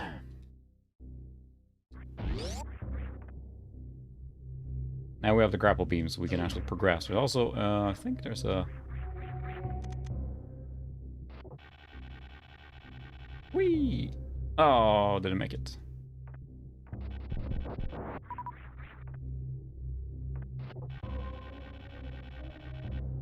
Didn't make it. Too shallow. There we go, and that should be easier. Perfect. Probably just some upgrade here, but we'll take it. Power bomb, yes, for sure. I mean, the game expects you to pick up all these things along the way. If you don't, you'll be severely underpowered later. I mean, yeah, the speedrunners don't because they fly through it with as little as possible. Although there's 100% categories, which I'm a fan of. That's when they collect everything in the game, as the name implies. Those are really fun to watch. It really shows you everything, where everything is. And it's funny to play an all-console game like this. Whoops, that's not going to be good. Oh.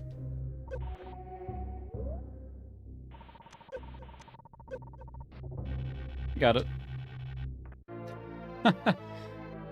Whew. I just play this so much, really, is what it comes down to. Besides forgetting the path, I'm very familiar with the movement strategies, or not, sorry, I should say the casual movement strategies, not the, you know, super uber. I always like when you stand still like this and the jump is just whee, straight up. Getting around the game, and again, I played it so much, so think can now I'm just forgetting which way to go again here. Multiple pathways. This might be blocked off, so let's check it. No, I can't stop shooting it. It needs to be deader.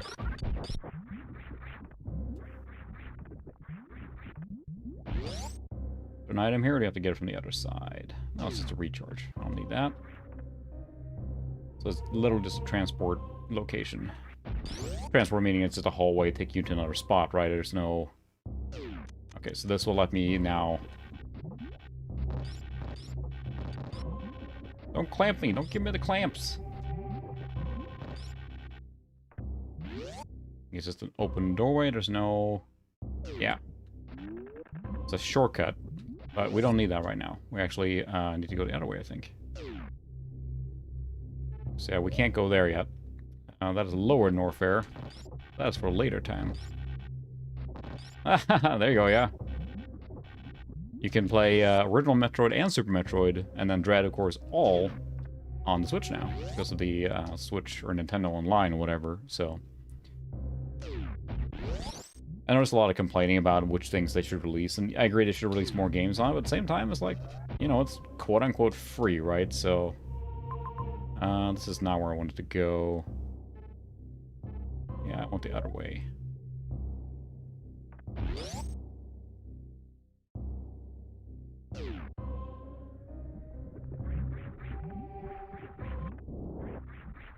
There we go. But I think that, you know, the fact that it is there in the first place is pretty cool, considering that, yes, I know the subscription and all that stuff, but at least they give you those games, you know, quote-unquote. Yep, that's exactly what I was thinking of. I love... Clamps? No clamps, not yet. Clamp, clamp, kabamp!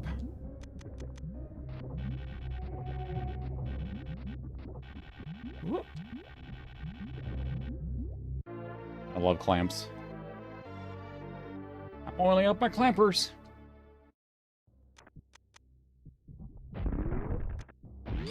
Oh, what a great show Futurama was.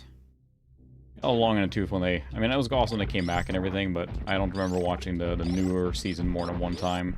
Compared to the original stuff, I watched it over and over. Alright, is there anything else I can get here now? I could go get that, but there's some item mop-up. We can go take care of that.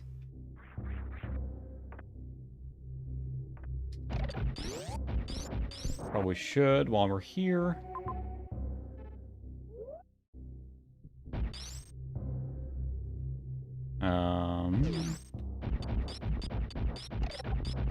Fourth wall break? Not sure what you mean exactly, but... Can do the action cam. That's my fourth wall. Whee!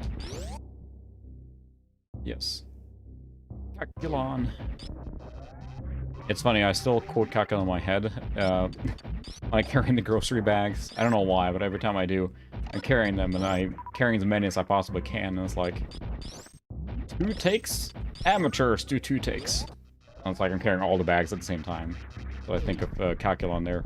I think he says that right, and like... Amateurs do 2 takes. I do 1.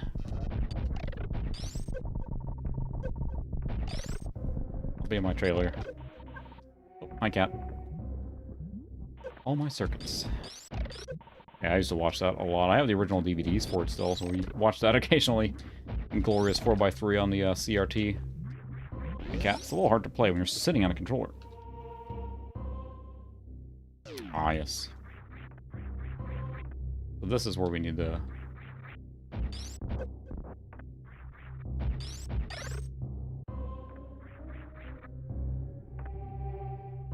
Oh, that's right. I need to get up all the way there, so...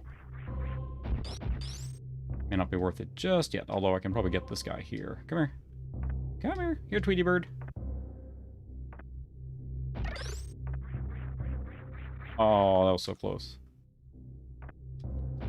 That's even higher. That's not going to help me at all. That might do it. Oh, no, too far away. Good thing you don't die by multiple shots like that. There we go. We got it. We're supposed to use the grappling hook there, but we got it.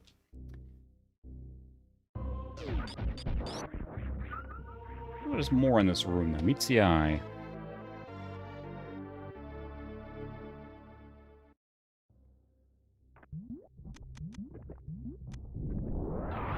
That's what I thought. Haha.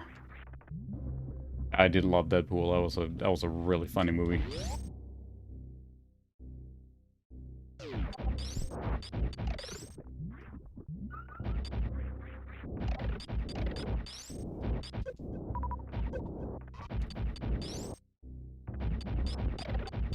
Oh. Hello. I kinda need to stand there. Can I stand on you? Oh, it came back. Hey, Calculon's back.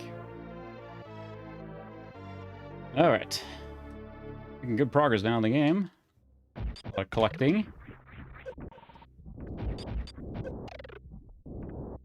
Like I'm gonna have to watch a speedrun after we're done here just to watch how the game is done properly. It was here, wasn't it? Yeah. I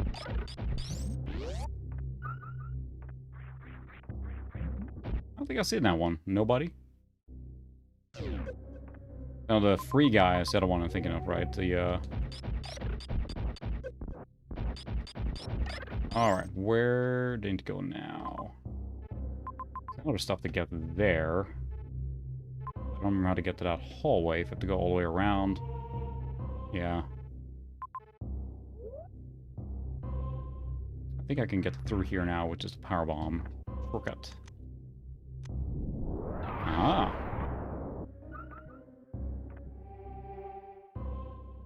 To blast everything too. But it's alright, we're picking up some upgrades. Normally, this kind of sweep you do, picking up extra upgrades. Not that you missed before, but that you couldn't get with your abilities, so... I can freeze these douches now. Spit at me. I always thought those looked a little... Yep. That's something, alright. Alright. Keep on moving. Can't make bad jokes.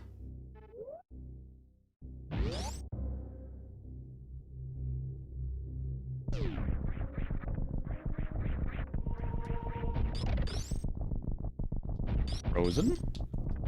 Popsicle monster. Ice beam is very, very handy.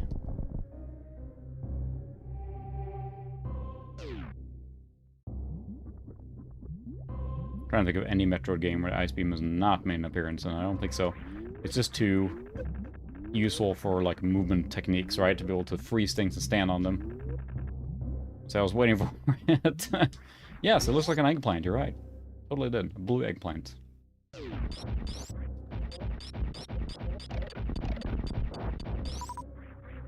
Alright, I think we can use the grapple now on this thing.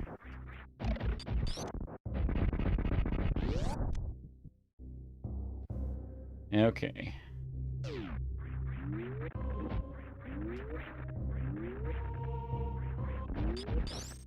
Okay, so I could have gotten that, but I couldn't have gotten the second one. All right, fair.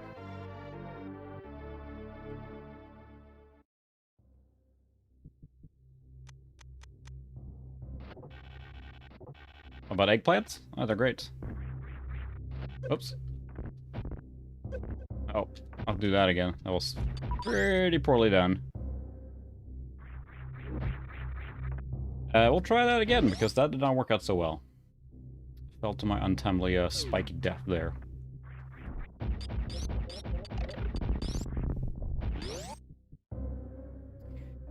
Okay, let's do this again. Hopefully without the painful death involved there. Or at least we haven't died yet, so... I definitely died in this game a lot as a kid. It was not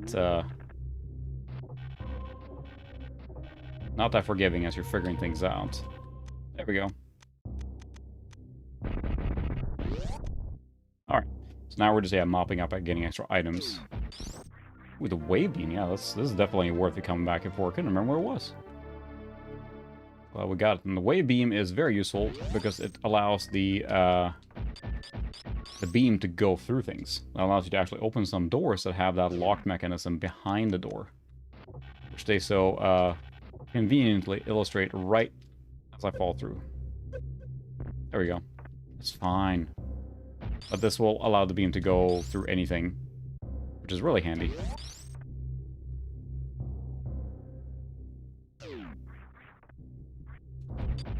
It also increases power, I think, a little bit. I think that's it for this sweep here. Now we can go back and hit up the crashed ship outside. Means we have to climb all the way. The fail whale.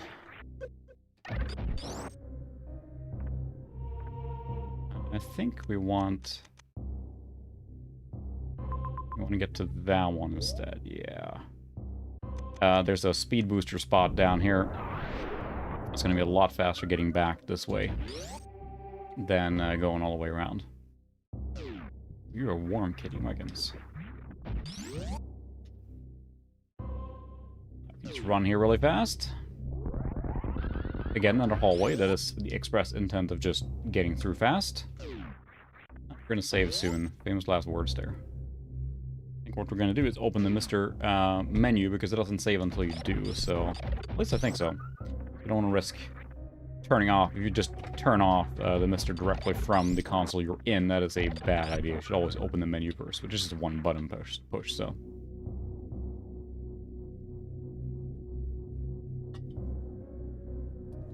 Elevator.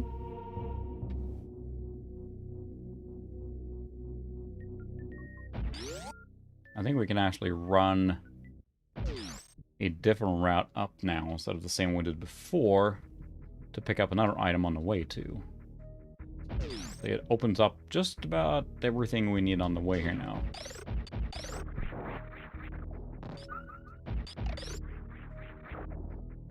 The crash ship we're going to next here in a few minutes is really creepy. I was creeped out by it when I was a kid, and it's still creepy. The souls of the crew are still there. Ghosts.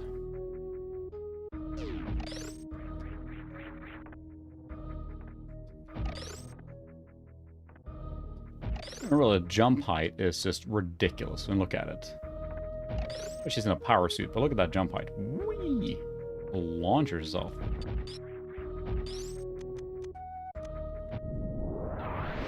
Now we can actually get this item here because we have the grapple.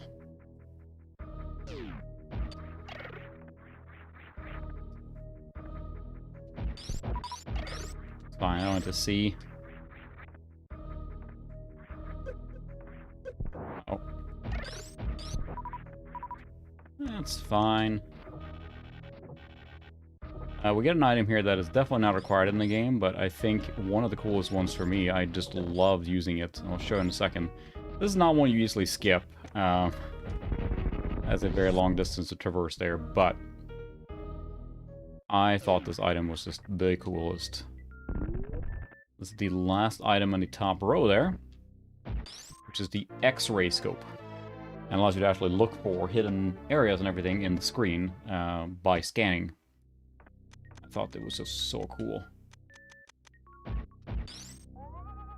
Look at that. You can see where to go here. So I see there's a block there. Cool. And that, of course, made a return in Metroid Prime being used very effectively there. I played this game a lot. Short of forgetting that one spot. Yeah, I played this game a lot. And it's one of my favorite games of all time. I played through it many times. Not for a while now. I used to play it almost yearly for a while there. It's been a while now. That's evident by my somewhat hazy memory on some of it.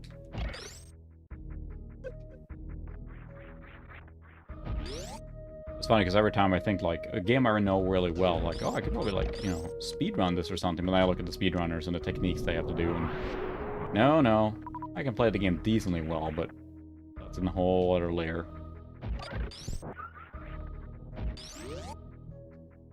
Alright, so we're gonna go this way now because we have a trick up our sleeve. We have the wave beam allows us to actually get through. Get to listen to cool music again, too. This is not the way you normally take this route here, but now we can open the door from this thing. As thing too, a lot of these speedrunners are, you know, they're younger people and everything, and they have their Twitch reaction still intact, which get older, it gets harder. Alright, Just Mike, I appreciate you stopping by. Hopefully see you next week, but have a good one. Find some spikes to fall on, if not. Nothing else. Isuka, just missed me doing just phenomenal movement all the time, never falling down, perfectly executing every jump, and finding all the secrets. But you didn't miss anything else. I think we can get in here now.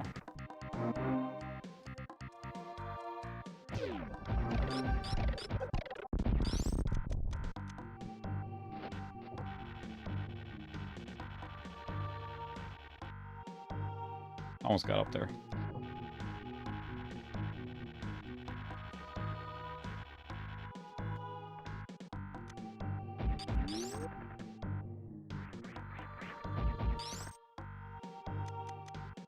I think there's probably a quicker way to get up here, but this is pretty cool movement here.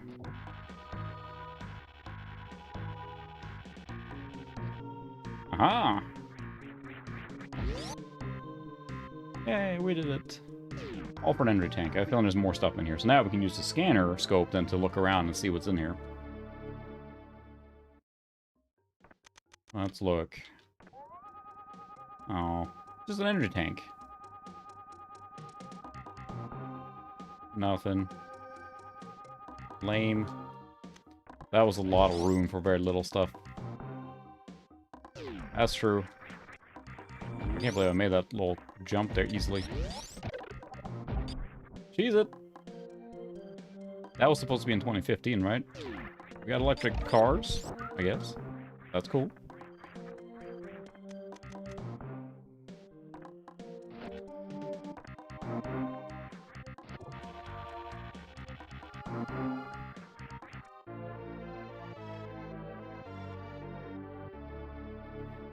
We're just doing a little cleanup here of items.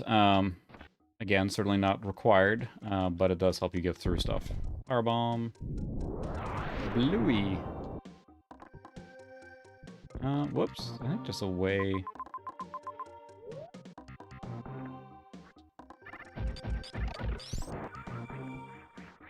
I can't remember how to get in there. See, now my memory's failing again there.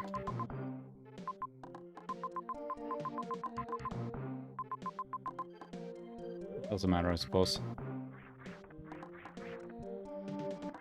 We will continue where we're supposed to go now. We've collected quite a bit of items, so let's progress in the game a little bit. Don't want to run over this thing again.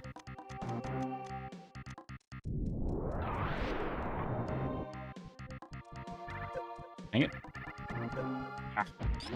At least the suit, they make those, but probably not what you're looking for, I'm guessing. Bluey.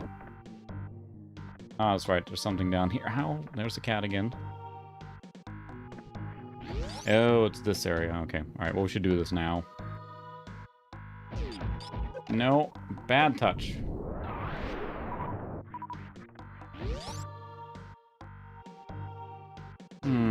I wonder what's here. Oh, look, it's a hole. Thank you. If you fall down there, you gotta go all the way around to get this again, so... I haven't seen that movie in years. Super Missile, yes, thank you very much. This is where they teach you how to do the wall jump, so you have to do that. This might take a little while, so we'll see what happens.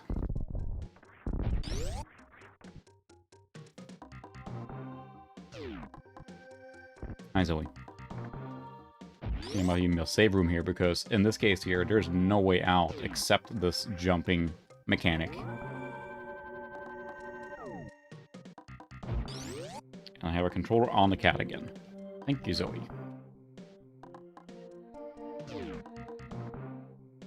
So, we have to defeat these guys first. The Flea Man from Castlevania. Super annoying.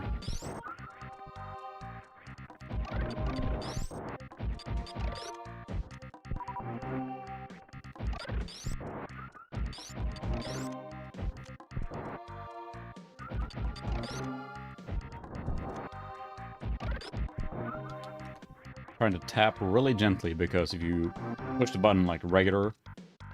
So here, they have to show you how to do the wall jump.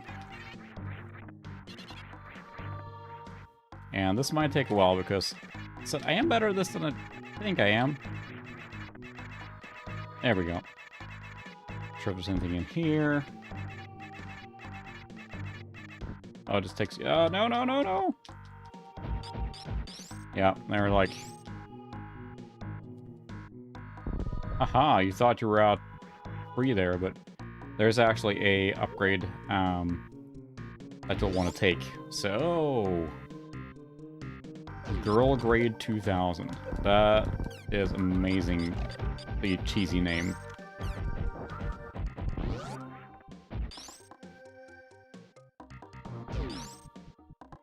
That's Weird Science was translated to that?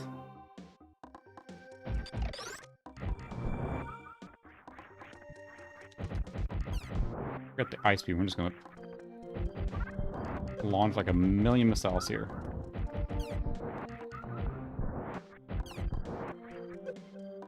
Recharge eventually here. Keep those things.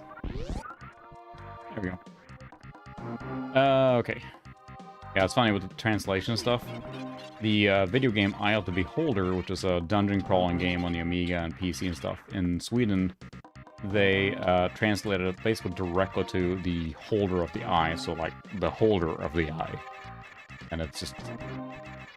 it did not sound very good. Can I... there we go.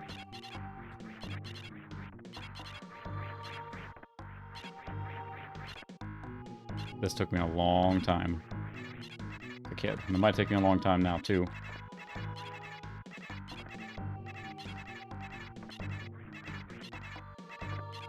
Goodness. You gotta do like 3 of those.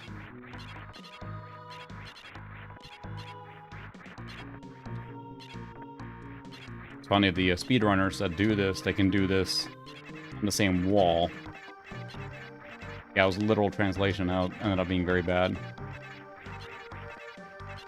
Never got figured out.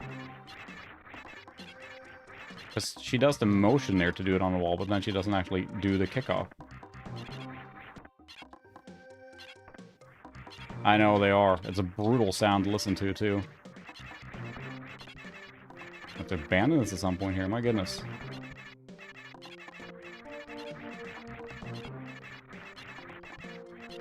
Come on.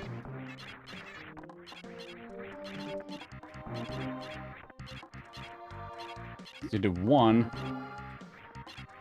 Yep. And not doing a speed run tonight.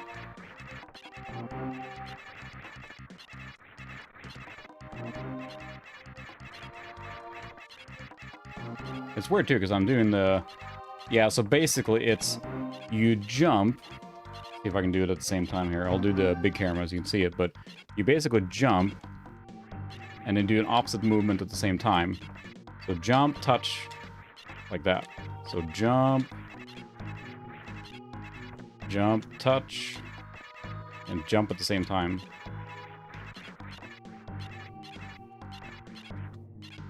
And I'm not sure why I'm having such trouble with it. Oh, you're gonna clip this, aren't you?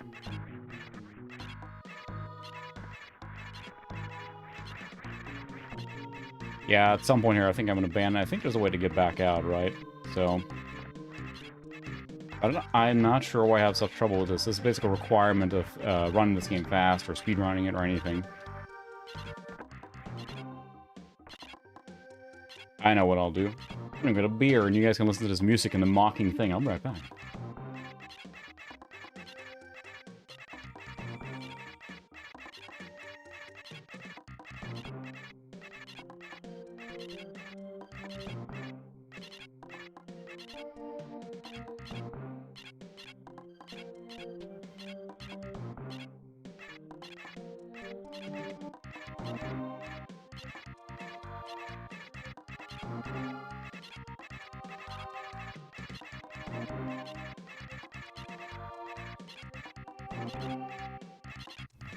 Alright, time to get serious.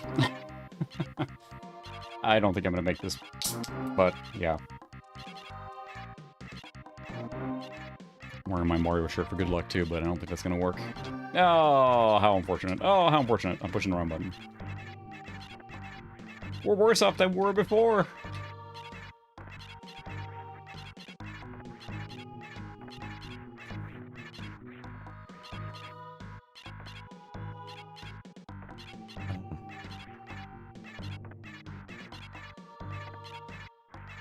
Loot crate? I think this was one of those, like, Target or something like that at some point.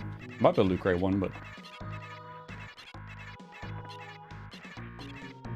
Toward the wall and press 2 with good timing to consecutively kick your way up. Don't change direction. Don't change. Oh, really? Hold D-pad toward the wall and press 2 with good time.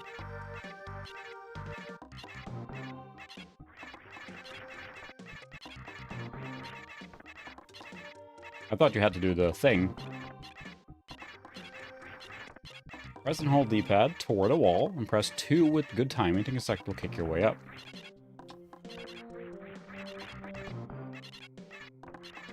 I thought you had to do the... like that. Oh, goodness. Couldn't able to cheat in the mister.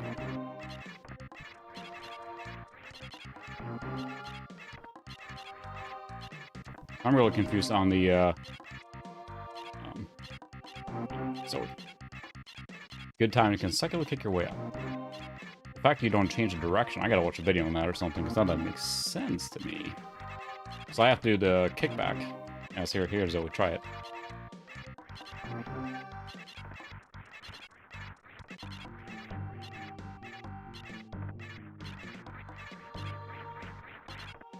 I was say that didn't seem like that must be the wrong game. Just, there's only, I mean, number 2 button. So the wall kick mechanic has been different in many of the the Metroid games. So something didn't sound right there. The defining moment. It was easier to land on the aircraft carrier in Top Gun than this. It's funny too, because again, this is a required skill. Press away from the wall, then press jump. So you need to do the...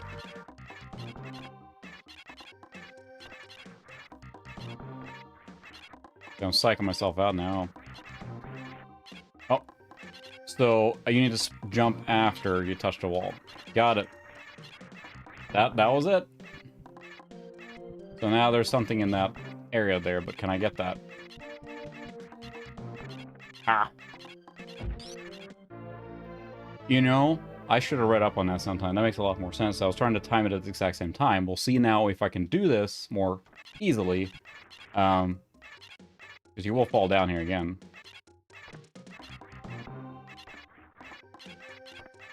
Of course, we're back to it.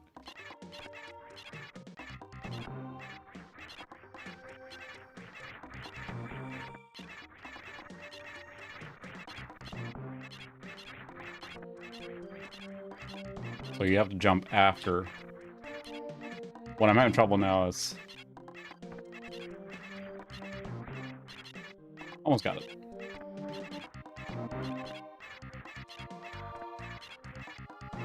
Zoe.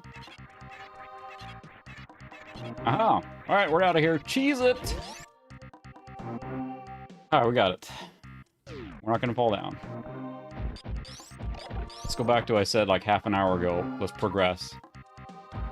Yeah, this is where there's why there's a save point down there, because if you mess that up, like, there's no way out of that section. You have to complete that, I think. So, at least on some level, the lowest one there. But now that's done. Let's save. You never have to go back to that section again, although you run into those animals again later on, and they actually are canon that they exist.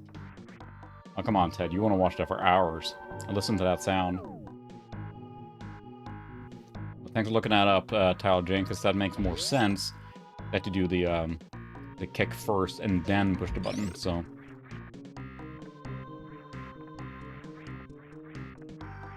Jinkies, it was Old Man Clint all along. Not that ghost chip. There, we got some extra, items now in the way, so that was worth it, right? It's interesting how much less I've had a problem with performance on the machine, because unfortunately the software that captures the retro PC stuff is just really demanding. I'm hoping a new, processor will help a lot with that, so... Because I have not run that now, it's just running with the direct capture, and that seems to have helped a lot.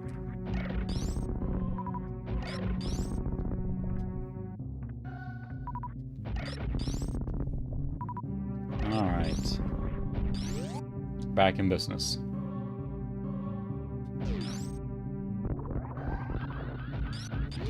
Has anyone thought on the fact that in all these Metroid games, Samus is just just a bastard to the local wildlife. I mean, that's what most of which is killing. It's not like space pirates. Yes, there are space pirates and bad guys. Most of the time, she's just killing animals. I mean, really. You think those wall crawlers are space pirates? No, they're just fauna. There we go. That's what I'm hoping, yeah. It's going to be a considerable boost, both on course and clock speed and everything, so... And above all, it won't tank the rest of the machine, so... Recharge. Alright, now we're going to go to the sunken ship.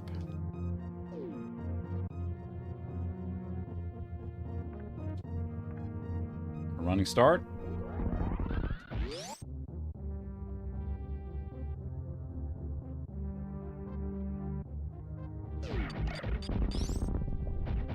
See, I resisted a temptation. I'm a little curious. Let's check real quick, because I am curious. If we go to here, we're not going to do any of them.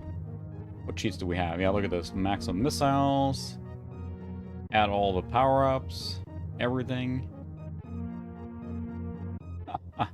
That's just fun, actually, with the Mister. Well, all these cheats built in, which, I mean, most emulators have too, right? Then you can basically use whatever the heck you want. It's fun to mess with a lot with the cheats are included. I don't think, you know, maybe there is one. I'm not sure. There's probably some levitation one or like super high jump boots. Speed booster, huge jump ability. That probably would help a lot. Infinite mid-air spin jump, infinite super. Because, I mean, jump in mid-air, yeah. Probably just getting the space jump, really. If you get that early, that breaks the game wide open. Because you can space jump, basically allows you to keep jumping in the air without anything. That's a stage name. If you want the most cores, you know who to go to.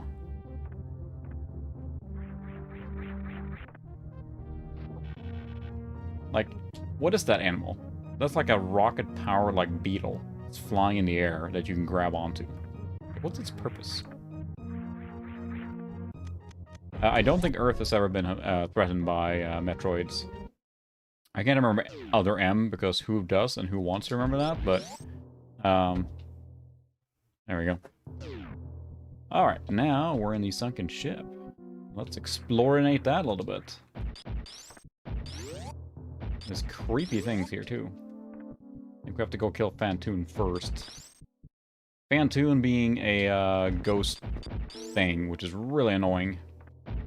Probably my least favorite boss in this game by a long shot.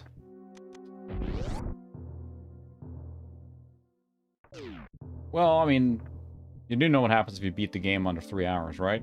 Samus goes in a bikini. So, you know, there you go. So there's that. Boss time. Ghost! I hate this boss so bad. I mean, it's not a bad boss, but it's annoying. Any boss that has like a very hidden thing.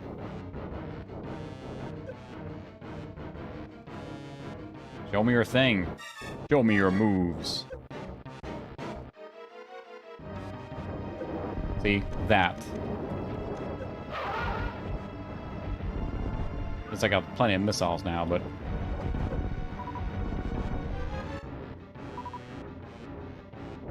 Are you... We gotta keep doing that, because he's hidden, and that's really annoying. So it's a war of attrition beating this boss. I remember dying on this for sure when I was a kid.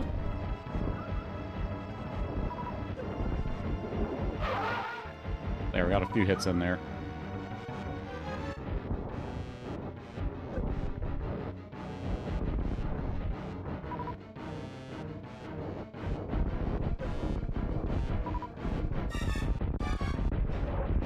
Oh, I wasted all those missiles there. Come on, give me a good shot.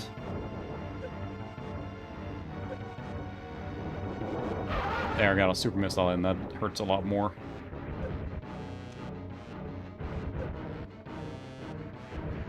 Dang it.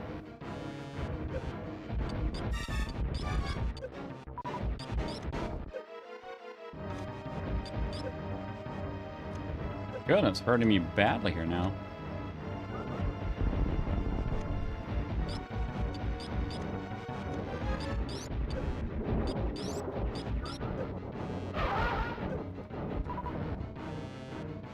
We'll see if we beat this boss. Oh, well, it's gonna save too. I have to play a little safer.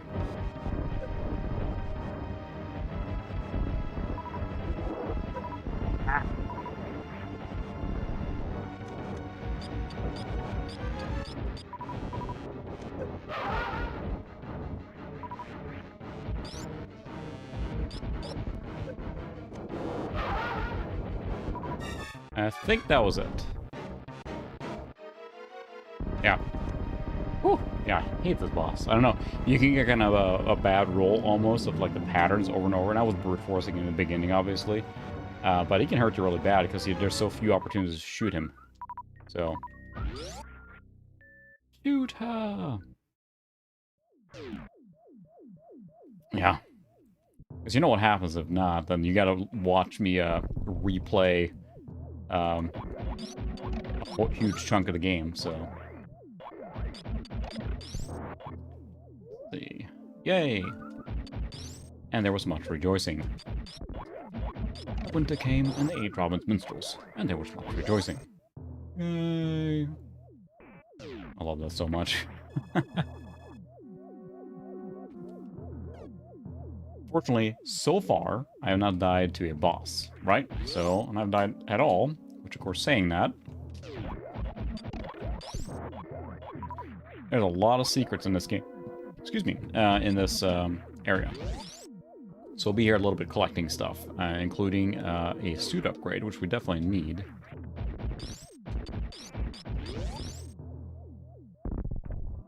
Get all the upgrades, but yeah, it's...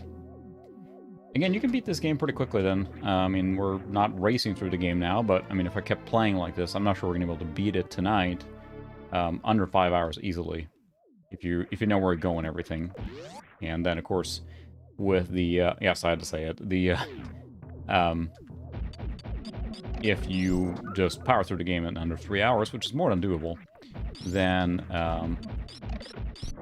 you get the good ending, which is Samus in a bikini. Go Nintendo. Yes, I would like to say. Alright, there we go.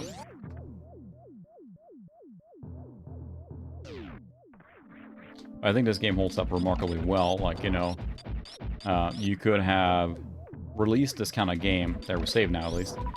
You could release this kind of game with this kind of pixel art today, and it would sell really well. I mean, that's what they're trying to do now with Dread, right? It's basically the same kind of game. So, yep, the Bikini Ending. And for those not familiar, Metroid 1. Ew, sneezed at me. Metroid 1 did the bikini thing, right? If you use the Justin Bailey code, right? Then you get to play in a bikini.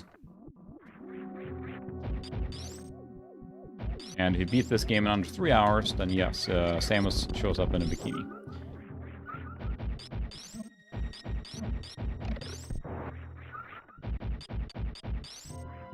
All us sad little bikinis on the clock.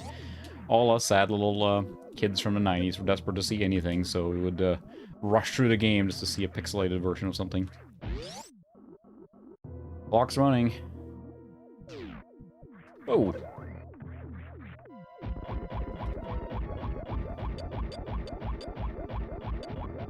I don't think I should have turned the power on. There's a lot of open circuits here. Move it.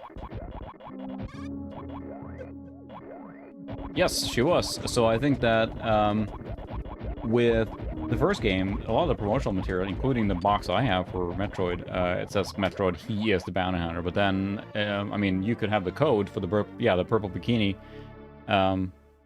Oh, okay. Because I remember there's a, was it 99999K, whatever? You do that in Metroid, you start with a certain amount of items, which is kind of like a new game plus. And she is, I mean, hair and everything in a bikini, and then like the screw attack is her hair like blinking or whatever. So I played with that code all the time because it gave you all the items in the beginning. So I didn't know where to go. So it made the game easy. You start with the screw attack, you start with the freeze beam, I think, and a whole bunch of stuff. But yeah, I don't think in the original draft of Metroid, Samus was a woman, but that was changed later, right? So you're right.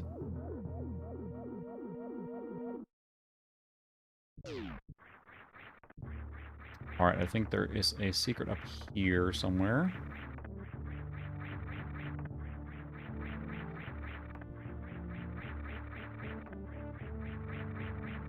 Oops. Yeah. Alright.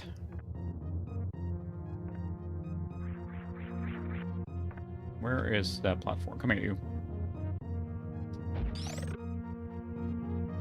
Another one?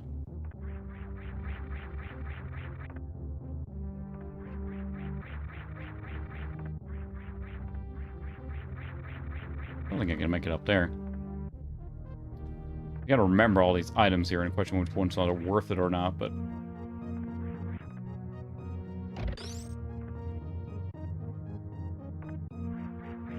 yeah, I don't think I can make it up there yet. I need a space jump for that, probably. Oh, there we go. There's another guy right there.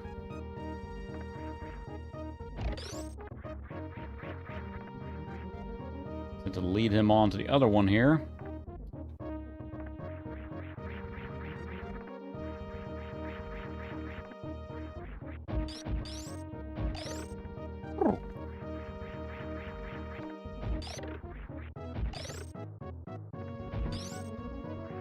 Yes. Whew. Ah, Metroid. Yes, it's a Metroidvania live stream. Welcome, Jam. Thanks for joining. We're trying to get some items here. We got the thing there now. We can do that. Woo!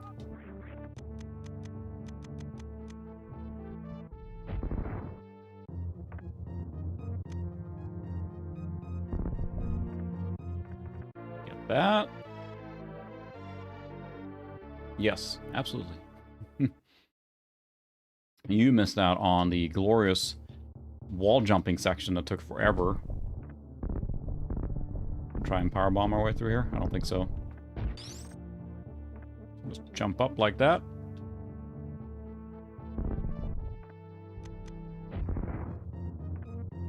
Because I think we need to get in here.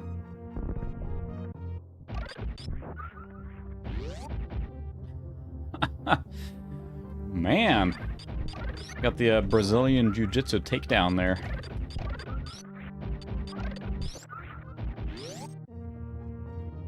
Just almost like Eeyore there. Alright, oh, that's right. This is a good section. You can just walk here if you don't have a grapple beam, which they frequently do in the speedruns, which is pretty hilarious. They just take the damage and boost their way through this. It's certainly possible. But it hurts a lot. Ooh. This took me a while to figure out, so... oh, hello, Chris. Welcome.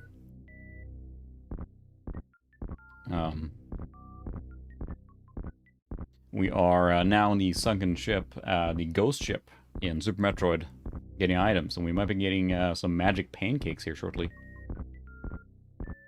If you, after watching this, I highly recommend watching the terminal montage, There's Something About Metroid. It is just a freaking hilarious animation of a speedrun of this game. And, I don't know. I get a kick out of that stupid kind of stuff, and it's just freaking hilarious.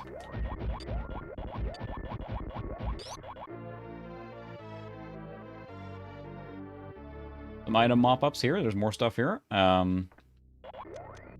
Like, probably more stuff. Let's blow up the statue there.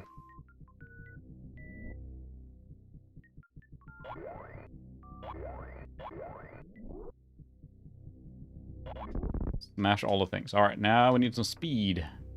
Oh, I already have pre-ordered. Not only am I getting it, I'm getting in the Walmart special comes a coffee mug, because I need a coffee mug. That's right, a Gonk droid. But yeah, that's the reason I'm streaming Super Metroid tonight, which is one of my favorite games. Which I am an expert wall jumper in. Clearly. Alright, I think that's it there. Gonna say... Oh, magic pancakes. Magic pancakes. Oh.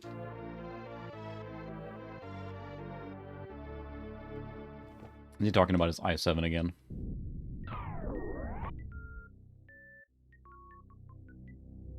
Yeah, Super Metroid is, I think, worth the experience of playing, but I also love... Hey, Sean, welcome. I also love, of course... Oh, look at that. We can now move uninhibited in water.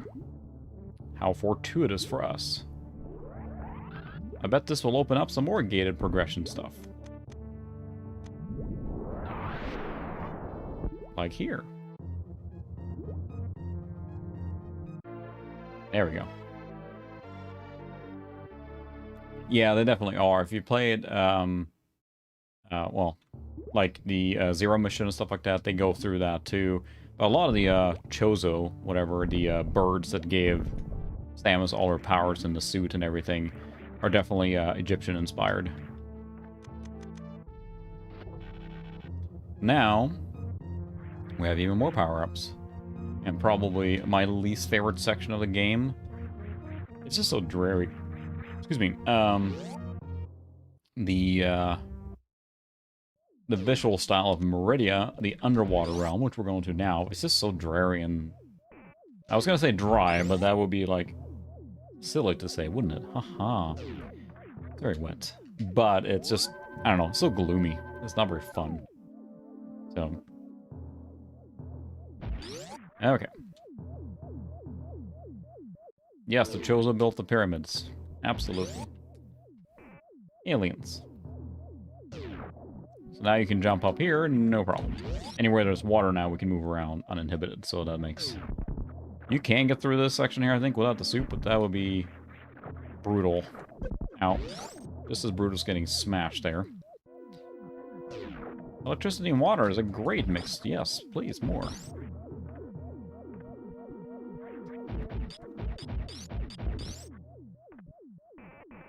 Secrets. I know there's secrets.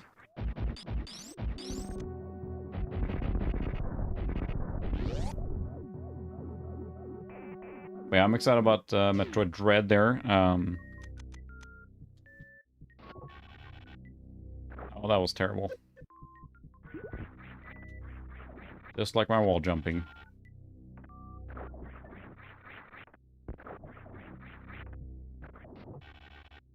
Aha. New tank.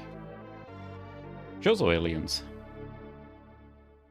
Yeah, the thing with Dread, I'm a little worried about is the almost horror survival element of it, because for those not familiar then, Dread is a direct sequel to Metroid Fusion, and they wanted to mimic a little bit of the threat you felt from the SAX, which, if you guys watched the stream of Metroid Fusion a while back, you have the, like, an all-powerful entity chasing you in the game that is supposed to be like this ominous threat that if you run into, you should just run. Like, it can just destroy you right away, so there's no point in trying to attack it until later.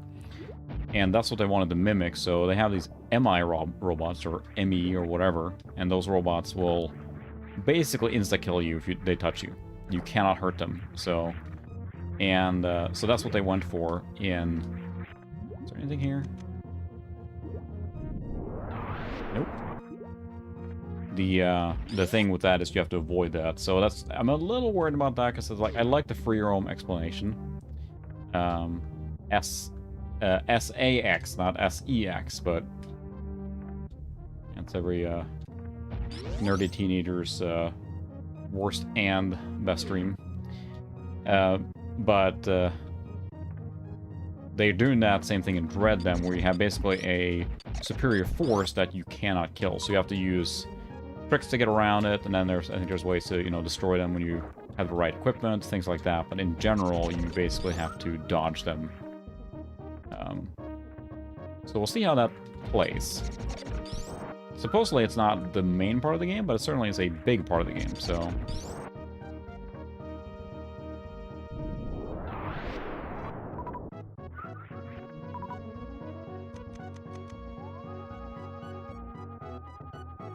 Just love the disregard for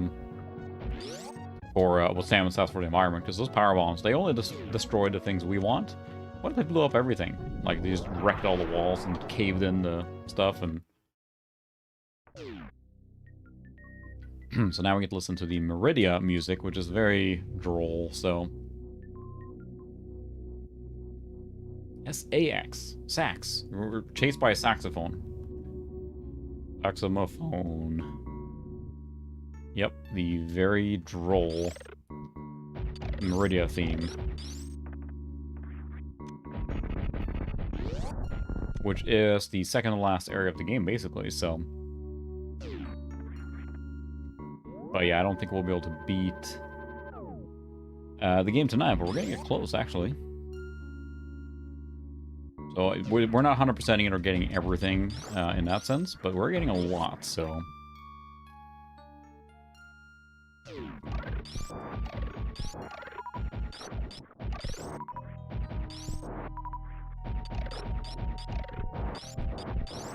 There we go.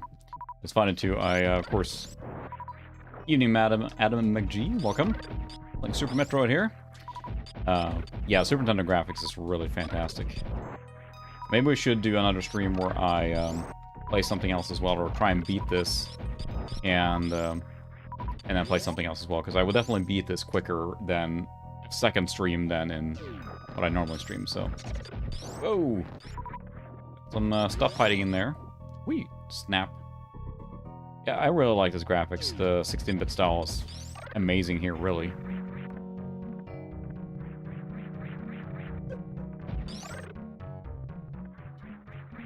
And if you can make it up there...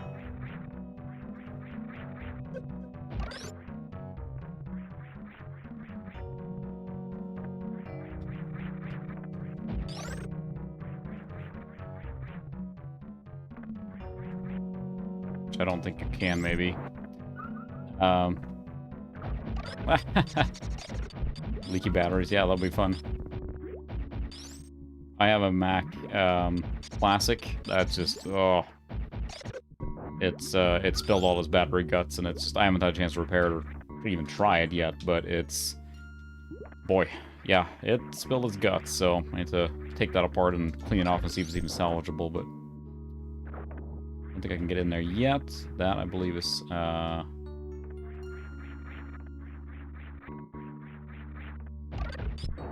this is the plasma beam, so I don't think I have access to that yet. Okay, so I need the, yeah, I can't even get into that door yet, so it's not even unlocked, so... Never mind. Meridia is just really annoying, but... Look and twist. Let's explore some more. Whoa, wee!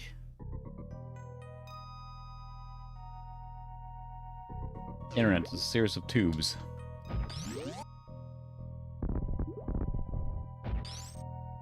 Yeah, that's true. I really should. I would like to cover it too, of course, and that's the problem with all this stuff, so maybe I should hit that up sooner rather than later.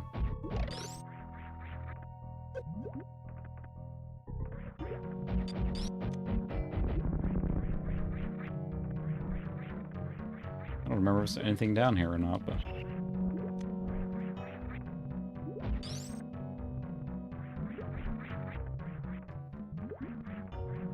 I think you're expected to be with the base jump here later. Makes this a lot easier. It's not worth it just to get this stuff early. Can I even get out of here?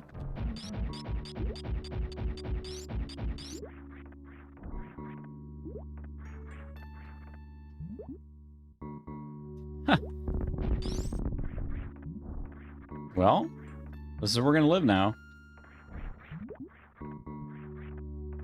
There we go. Got out. Whew.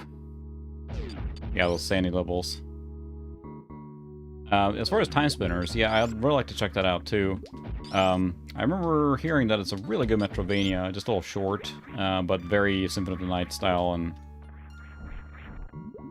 I think it's on a Vita, so that might be a good place to check it out, just to give the Vita some love.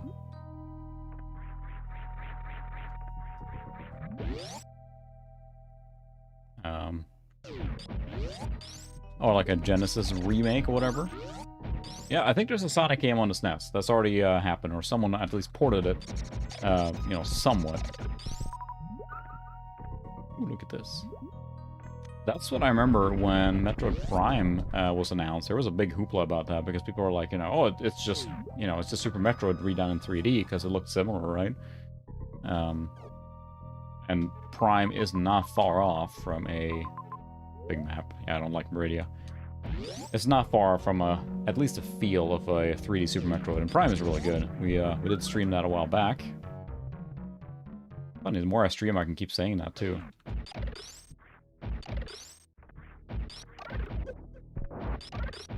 It's a little funny here now because we're gonna end up on a section that looks familiar.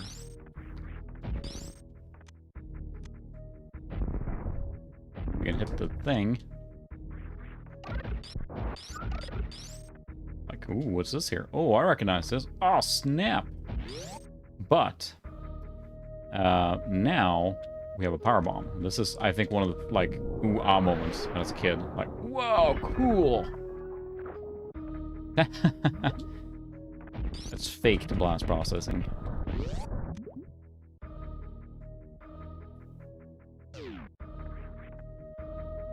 Hmm. Interesting. Well, it makes sense. Yeah, they will reuse the engine. And, I mean, Fusion and Zero Mission both are just phenomenal games, too. And again, we streamed, Fusion, of course. At some point, we'll have to stream, Symphony of the Night, too, I suppose. Maybe after the Mister gets the, PSX core. And now we're back in here. And this is an annoying section. I know and recognize. I know what I need to do here now. We're gonna try this a few times. We made that stupid jump section. We'll have to do this too.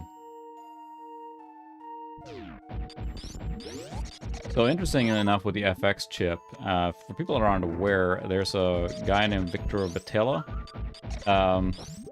that I was gonna say he has been using the SA1 stream. Has been using a, let's see if I can do this quicker now. Nope. I had to duck before. Whoa! He's it! Crabs. I got crabs. He's been using, so the SA1 chip is the last enhancement chip for Super Nintendo, so I'm probably going to misrepresent this, but a lot of these Super Nintendo games that came later, like the Super Nintendo is not very powerful by itself. Anything of the later games are all like enhancement chips.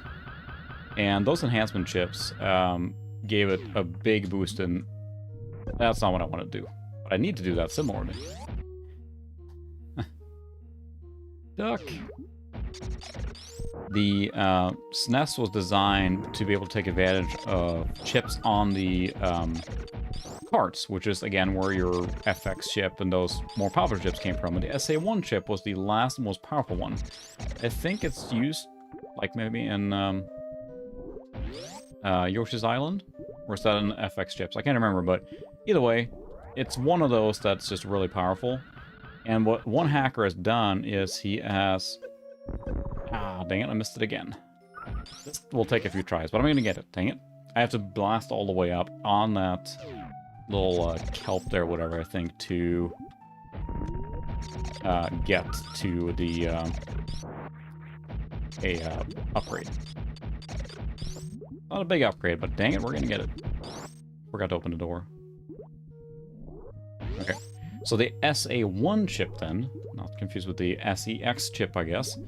Oh, that was too early, way too early. Alright, we'll see if we can ignite this. Got it. That's quicker than I did as a kid, for sure. I just love the fact that she's like, ow. That really hurt. Power bombing, just to be sure.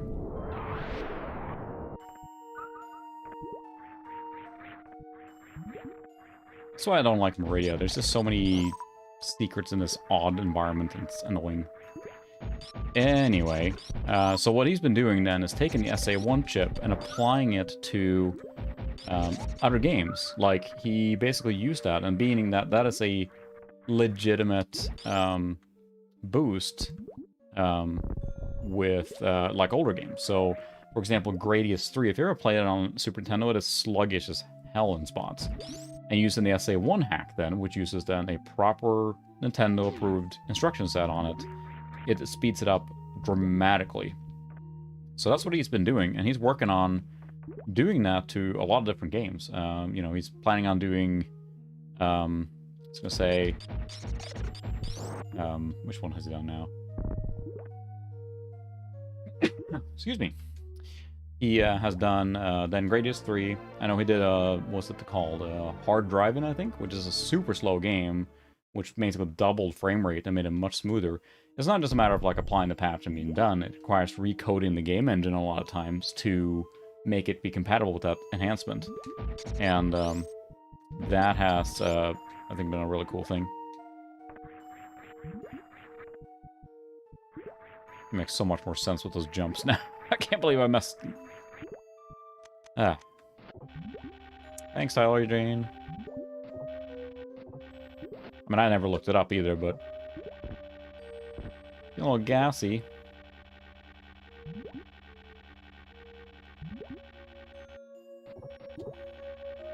There we go.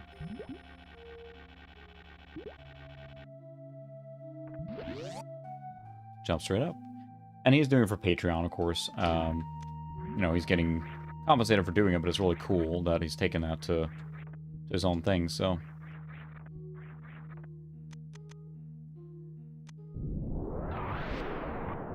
Is there really nothing here? This seems odd.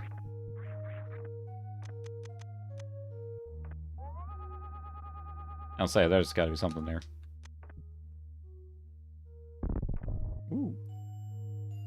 So yeah, it's a really cool. It's Victor Vitella, I think. But just look up SA1 hacks, and those are really cool, what they're accomplishing with that, or what he is accomplishing. And he has a long roadmap of games he wants to cover. Oops, that's actually the exit here. We don't want to take that yet. This is when we're going to leave. So we can't come back this way if we're going that way. They super miss on the side. It has one entry into here. But the biggest thing with doing that is that you're basically natively enhancing the game instead of, you know, just saying CPU overclock or something on the SNES, right? No!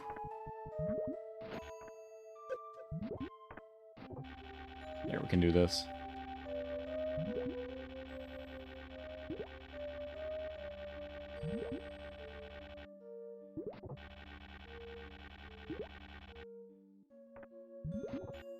No!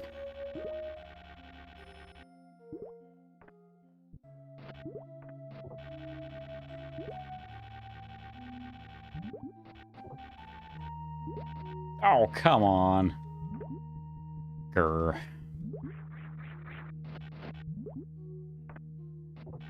Well, that could have been cool.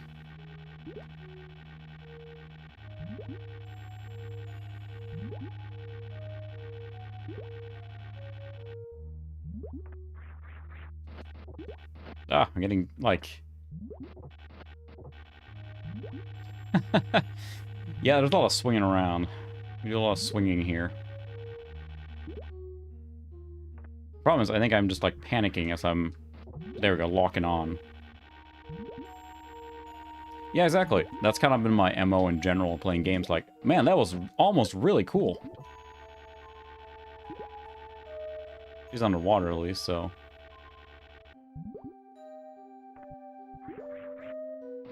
That's the thing. I can get, like, really skillful sometimes, I feel like. But then, consistency and actually being able to pull it off all the time? No, not by a long shot. There we go. All right, we're up here. First try. All right, let's see.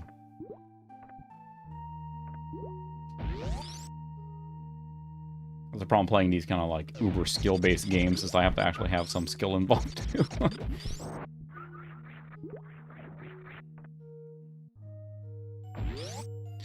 Let's see. All right, thanks for stopping by, Stuart. Appreciate it. Have a good one, and I hope we'll see you next week.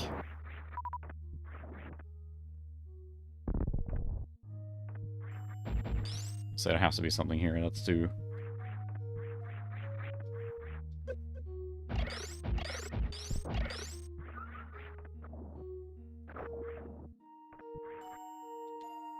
This might actually be the place to go. But once you get the item for this area, progression gets a lot easier. Maybe we'll just finish off this boss here, and I call it, because we have, after that,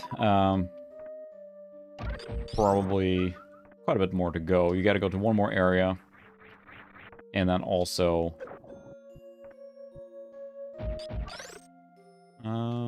this doesn't seem right. How about a power bomb?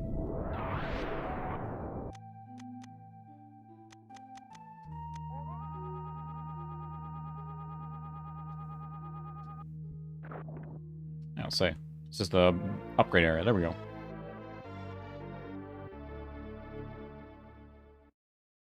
At least we don't have to listen to the stupid jumping Yodas.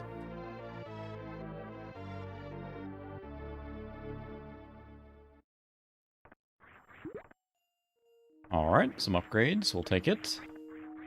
And that's, I think, what I enjoy with these games is that usually... there's very few areas that are, like, not worth exploring. With these Metroid games, you can just kind of keep exploring everything, and there's usually something everywhere.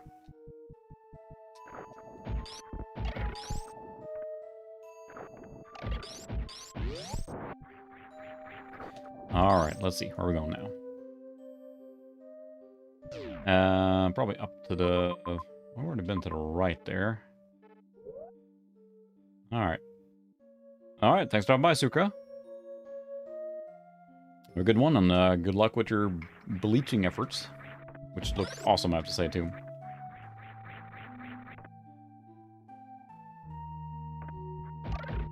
Oops, I probably shouldn't murder that guy.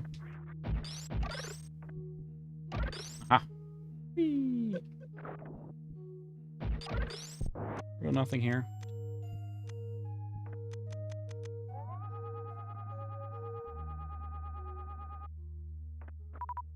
Well, like I'm misremembering now where to go. Which would never happen. So there's the boss.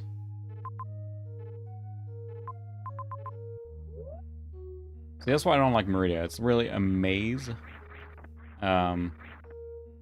Not the fun kind. Not the mazes are fun, but...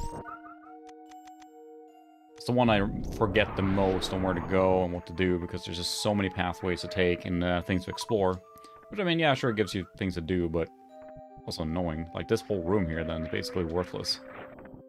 I guess it goes this way. There's an upgrade, so... there's that. Then fires the missiles! A mysterious jar of jam. I don't know. We can take the label off and, like, how long has this jar been in the... jam been in the fridge? Who knows? Welcome to Tasso's podcast. Thanks for joining. I've got joining from Greece, too. Alright, so there is a section up the top there. I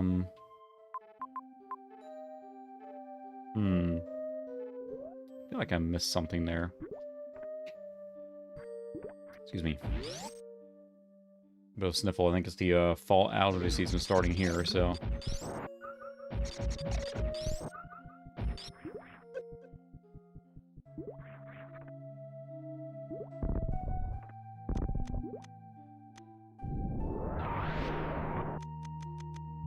let's see, is there anything here? Nope, that's where I came from, so... we'll have to go... yes, I think you asked me to do, Lords of Realm 2. That one I have to play a little bit by myself first, I think, because I haven't played it in years. I have the big box for it, but...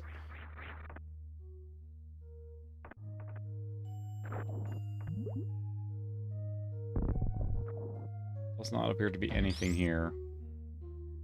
We already did, Power Bomb here.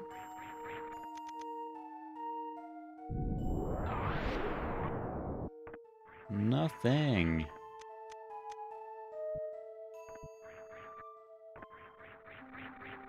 I guess we're going back then, the other way. So, this was a lot of exploration just for a couple upgrades there.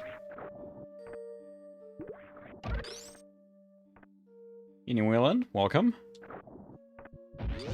Getting all the late arrivals here because of the time zones and everything, so which is perfectly fine, obviously. It's just the nature of the beast with these kind of streams. Uh-huh. There we go. I knew there was something here somewhere. John, thanks for stopping by. I'll see you later. Hopefully next week. Now we're progressing. I think what we're going to do is finish this boss and then call it there. Everything's a power bomb now.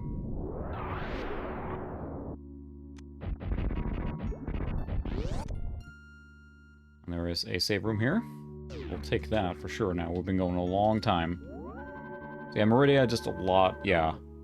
I'll say I moved 7 time zones when I moved from Sweden, so time zones are real and it can be annoying. These are fun little guys.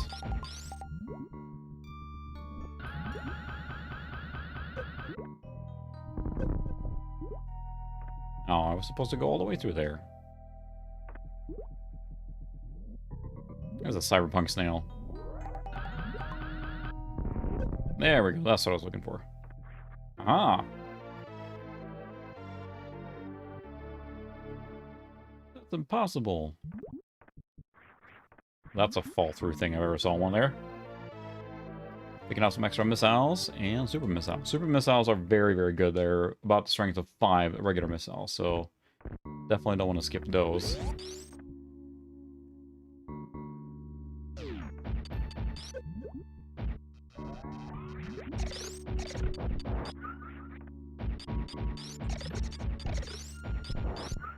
Pick up some upgrades here, or just ammo.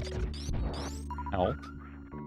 These things are kind of spread out. I think it's basically meant as recharge stations almost.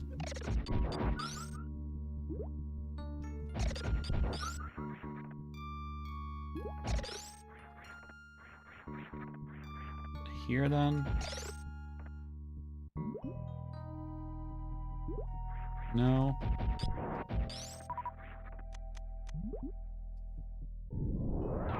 Blow everything up. How's that?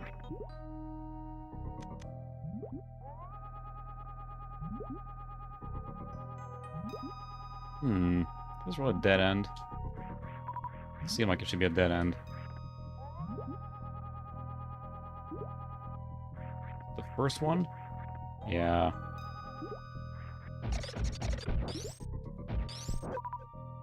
Nope. Well, there's a dead end here. Well, that's annoying.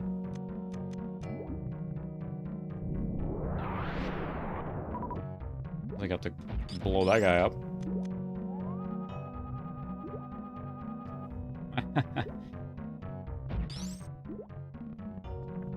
Yeah, I was thinking of getting the remaster as well. I mean, I'm a big fan of Diablo 2, where I played it a lot, but... Excuse me. Alright, so this is just a detour. But yeah, I'm gonna have to play Dread Hair as it comes out now, of course, too.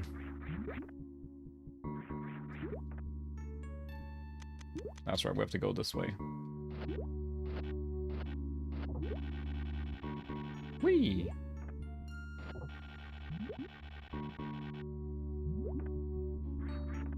How is the ones that I've tried to remaster so far, Christopher, is it...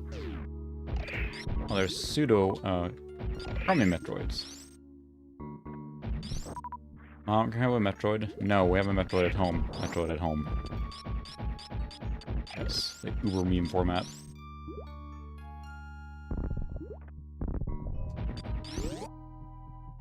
Use it. Is there an upgrade here somewhere? Nope, it's in the next room. All right.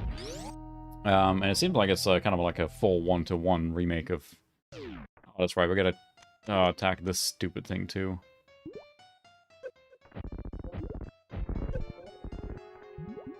Eat this thing. It's one of those that you can, like, quick hit kill too, if you know what you're doing, which I do not. We're just gonna brute force it. It's the mini-boss. Super mis-selling it to the face until it dies.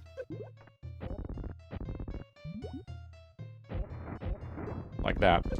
There we go. That was a very, very brute force, but a trick. There's an item in here somewhere.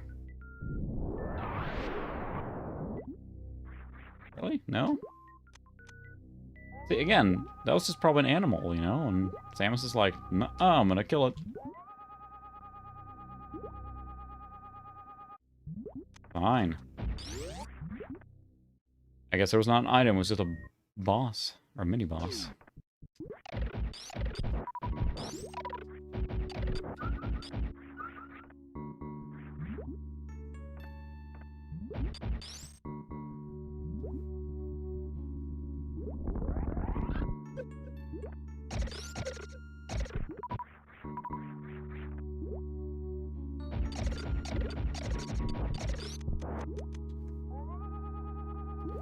Alright, it's gonna be a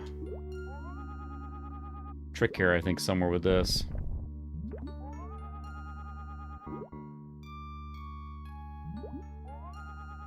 Yeah, I'll say there's your problem.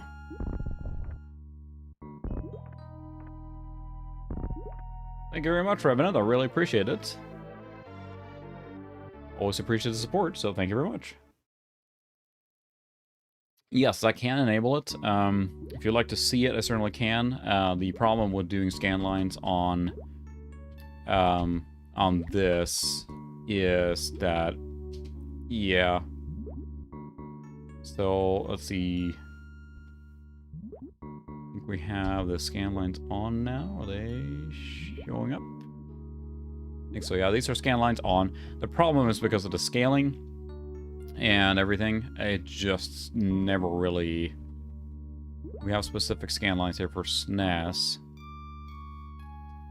So that are scan lines on. So the scan lines on certainly enhance the CRT view, if you will, but it rarely comes across very well on stream. So you see them on now, probably, but it just, because of the compression and the uneven lines, yeah. Let me know if that looks okay. I can leave them on for now, but it certainly adds to the experience, right? But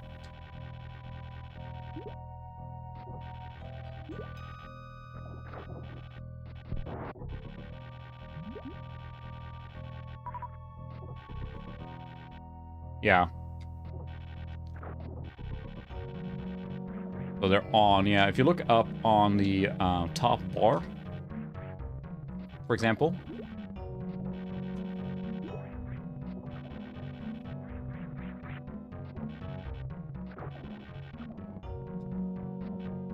you'll see, sorry, I'm focusing now to get this.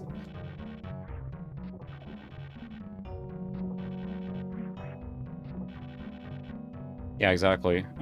So you can switch between different scan lines. So that's sharp. So we can have bright sharp.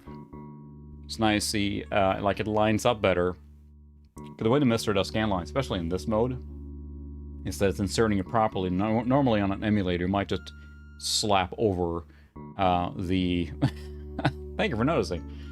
You slap over like lines on top of the screen, which can work. And if you do that with, let's see here.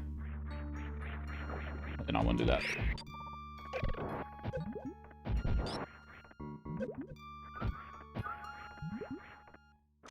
If you just slap over that, it can get just really dark. But what the mister can do then is actually put the scan lines in between the actual pixel lines properly and not just have a mask laying over. And that's the benefit of doing the scan lines this way.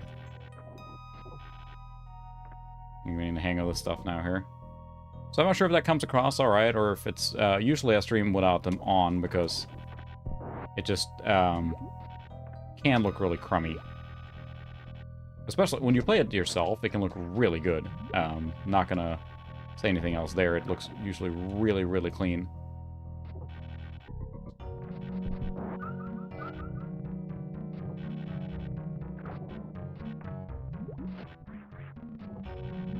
This section is really annoying.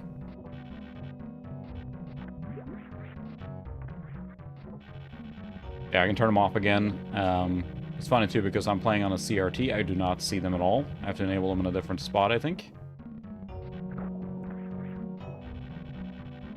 Goodness.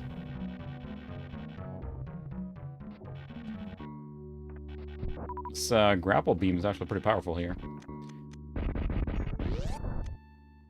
You can actually enable them in a separate spot. That wouldn't make me see them. So if I disable this, so that disables it here on the scale filter, but you can also enable in here, which would, for example, smooth it out, which, yeah, I like the pixel art, of course. You can also enable the CRT here, which that puts the CRT lines on my side as well. So, yeah, in this case here, I'll switch to the action cam, but I'm playing on a PC CRT and doing the line doubling. So, I do play on the PVM sometimes, but in this case, I wanted to try it on the CRT with the line doubler today. So, but usually I leave it with the default setting. Let me go back to... So now it gets really dark, very dark, and this is none. So I think in general for streaming, it seems like it looks better without anything on. Mostly because of the YouTube compression and all that stuff, but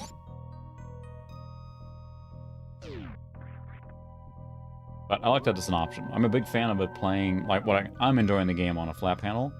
I really enjoy the scan lines because it adds, to me, like, the proper spacing and everything. And it just looks cleaner to me. It smooths out a lot of stuff, and...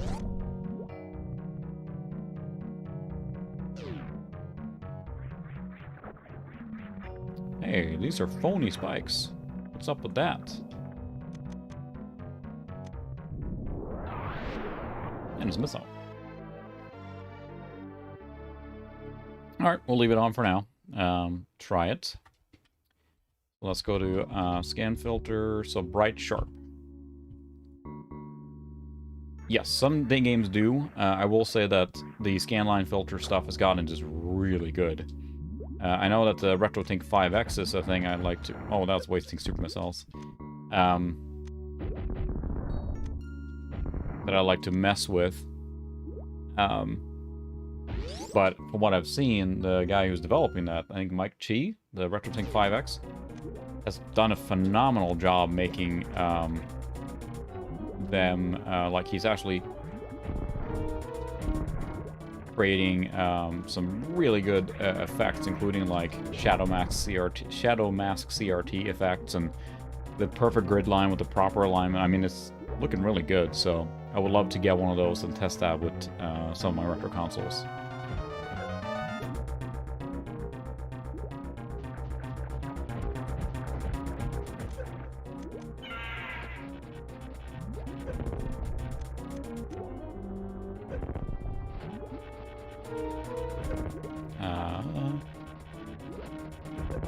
Yeah, exactly.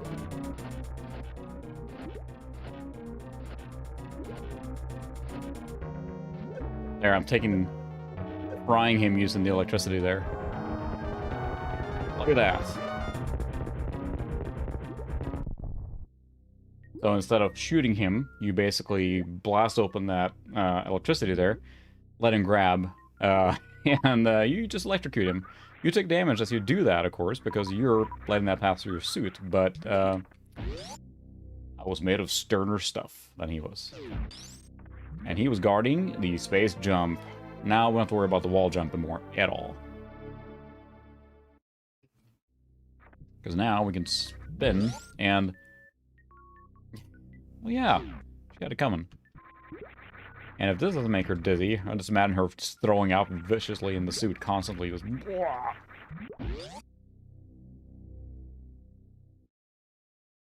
oh, nice. Those are some nice monitors, yeah.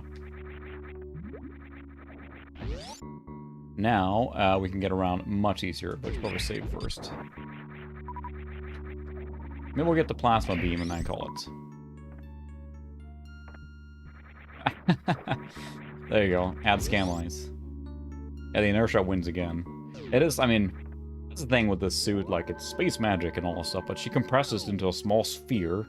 She's able to spin like this. She's able to fly straight up in the sky, with no, like, the same thing with Star Trek, right? They can go at faster than speed of light, but the dampening they do, the inertial dampening, that's the real magic. Space magic. Always space magic.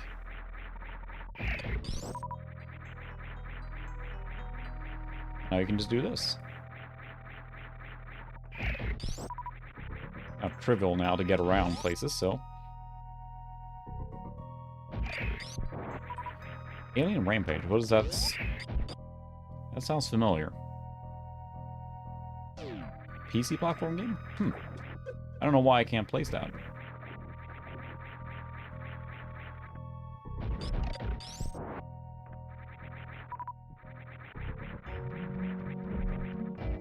That's the thing, I think that there's something to be said for, like, the CRT perfection. You know what? You have a CRT, you can play with RF on it or something and have a good time. There you go. I think that becomes an easy thing where it's easy to go overboard. And I like all forms of retro, so I want everyone to have a good time, right? Whatever works for you.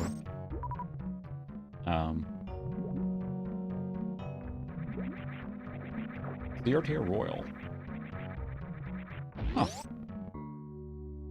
Check it out, but yeah, I usually play my retro PC games on, well, on the CRT that I'm playing on now, and enjoy that a lot, but the FW900 that you mentioned there, of course, for those not familiar, is a very high-end Sony widescreen CRT, and it's become unobtainium. You can stream, I haven't thought about that, so you can use the YouTube app directly there and stream to that. I guess so, huh?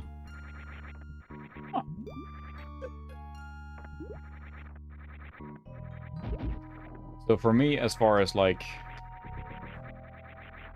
well, this is a dead end here. There's something up there.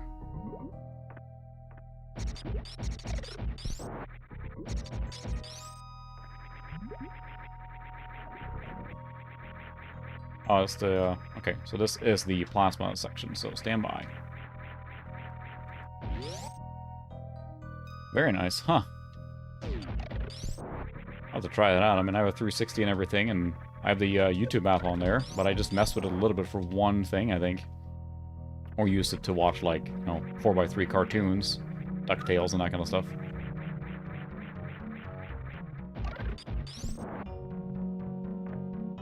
Come on, spin. Spin the wheel.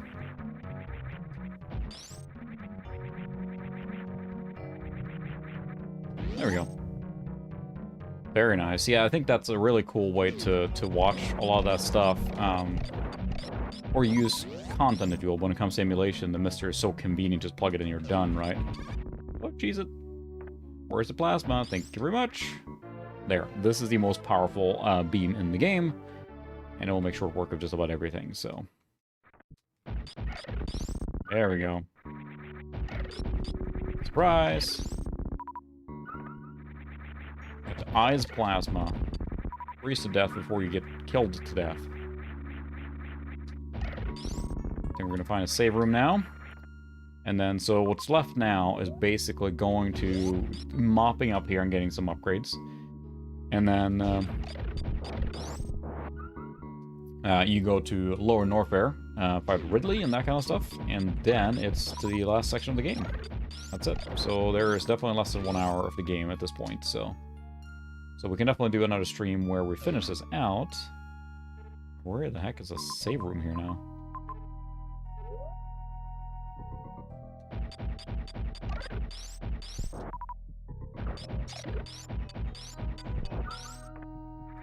Interesting. I did not know that. Like, you can't... Oh, you can... Have people like ROM hacked or something to get the plasma or unlocked it. The plasma beam is the most powerful thing you have at a very... Or the hyper beam, sorry. It's a very short-term boost you get at the end of the game. This is where it came from, isn't it?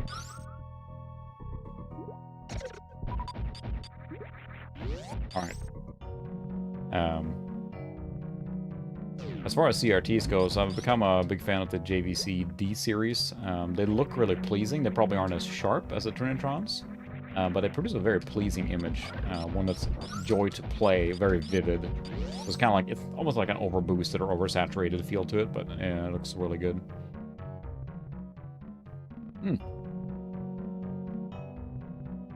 Interesting. I bet we can cheat our way to turn on the plasma here if we wanted, or the hyper beam if we wanted to. Yeah, I like the Dell. I have a Dell Trinitron 992, I want to say. The P92 or something like that. The big one with the black bulbous shell. And, oh my goodness. Yeah, the Nokias, the multigraphs. Yeah, the Nokias are really good looking too. So I have the black casing Trinitron flat panel, huge Dell one that weighs a ton, but it doesn't look very good. I mean, the CRT itself is a very good picture, but I am not a fan of the design of the case, things like that.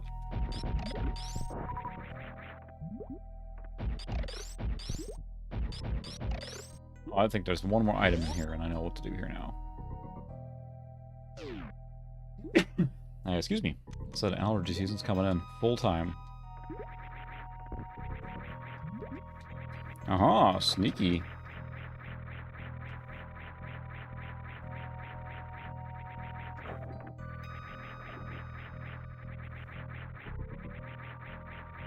That's true. I did look and see what it would be involved to, kind of like, change over some of that stuff, but it's interesting because I haven't found any information on how to freaking, like, even take off the hood on it. I can't find, like, the manual for, like, taking it apart. Not necessarily taking it apart per se, but it's like, whoops, that's not what I meant to do. Can't destroy that thing. One of the more tedious aspect of this game here coming up right now. You gotta wait for this guy to dig his way through here. Come on.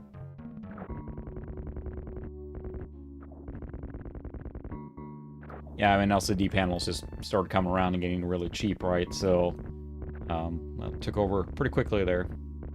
In the scope of, like, you know, display technology, just LCD flat panels just exploded, right?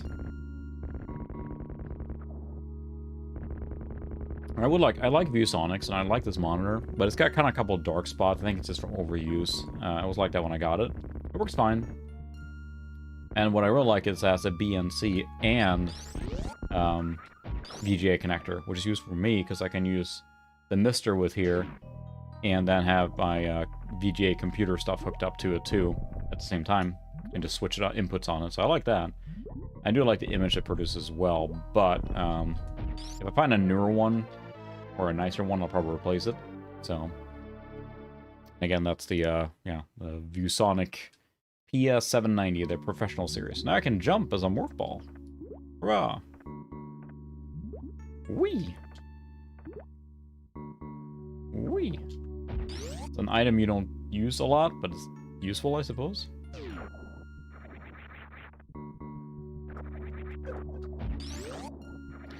Let's find a save room, because...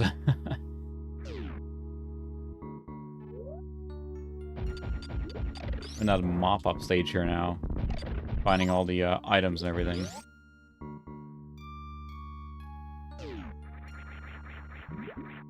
Yeah, I don't think it's... I don't know much about technology, but I don't think it was around very long, right? Because it's just probably not cost-effective and not worth developing.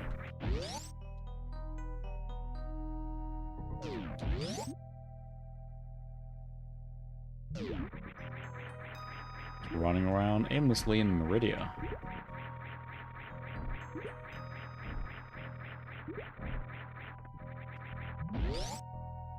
Interesting.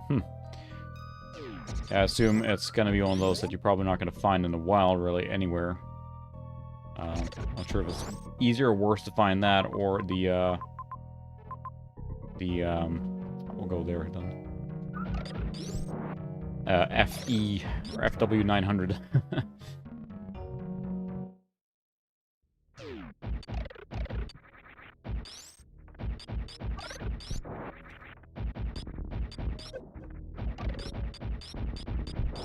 Oh.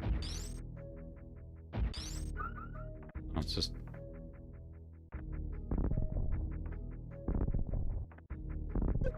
Couldn't get out of that. Interesting. Frozen on just the wrong pixel. Saying who's going to foot the bill for all these complex display technologies, right? So... Especially, again, when LCD panels took over and were in phones and flat panels and laptops, so... 3 widescreen CRTs, my goodness. I'll have to find one of those too. There was one here not too far away. Save that. But, but it wasn't worth the drive, so... So, save states are up to each core, and the SNES one does not have it. The Game Boy Advance one has, for example, but this one does not, so it just has the regular save. But what I can do now is just do reset, and it's back. So I saved, now we're back to just the regular intro section here again, so... But yeah, Super Nintendo, great console. Super Metroid, fantastic game. Probably going to call it here now, but we probably have maybe 45 minutes left of the game, if even that. So maybe I will do a stream where I stream something else, or beat this game first and then stream something else. Maybe we can do a finish-up stream, because we have Super Metroid, we have Monkey Island right at the end, and we have Jedi Knight. Maybe we should do a nice, like, three-parter stream or something where we finish some games up. So that might be a good one, a catch-up stream. So I appreciate everyone coming by, and you guys are talking about a lot of stuff I want to buy now, which is always the problem. But yeah, there are so many games, and I look behind me too. There are so many games to play and so little time, and so many things to work on and stream and everything. So watch out. I should have my video out this weekend, I think. So I'm hoping to finish that up. I got to work tomorrow night, so that stinks. But anyway, thanks everyone for joining me. Thanks so much for Evan for the donation there. I really appreciate it. And I'll hopefully see you guys next week. Space. I don't know. Aliens. Are they aliens? They live in space. Is everyone an alien at that point? I don't know. Deep thoughts at the end of the night. Alright guys, I'll see you next week hopefully. Good night. Have a good week.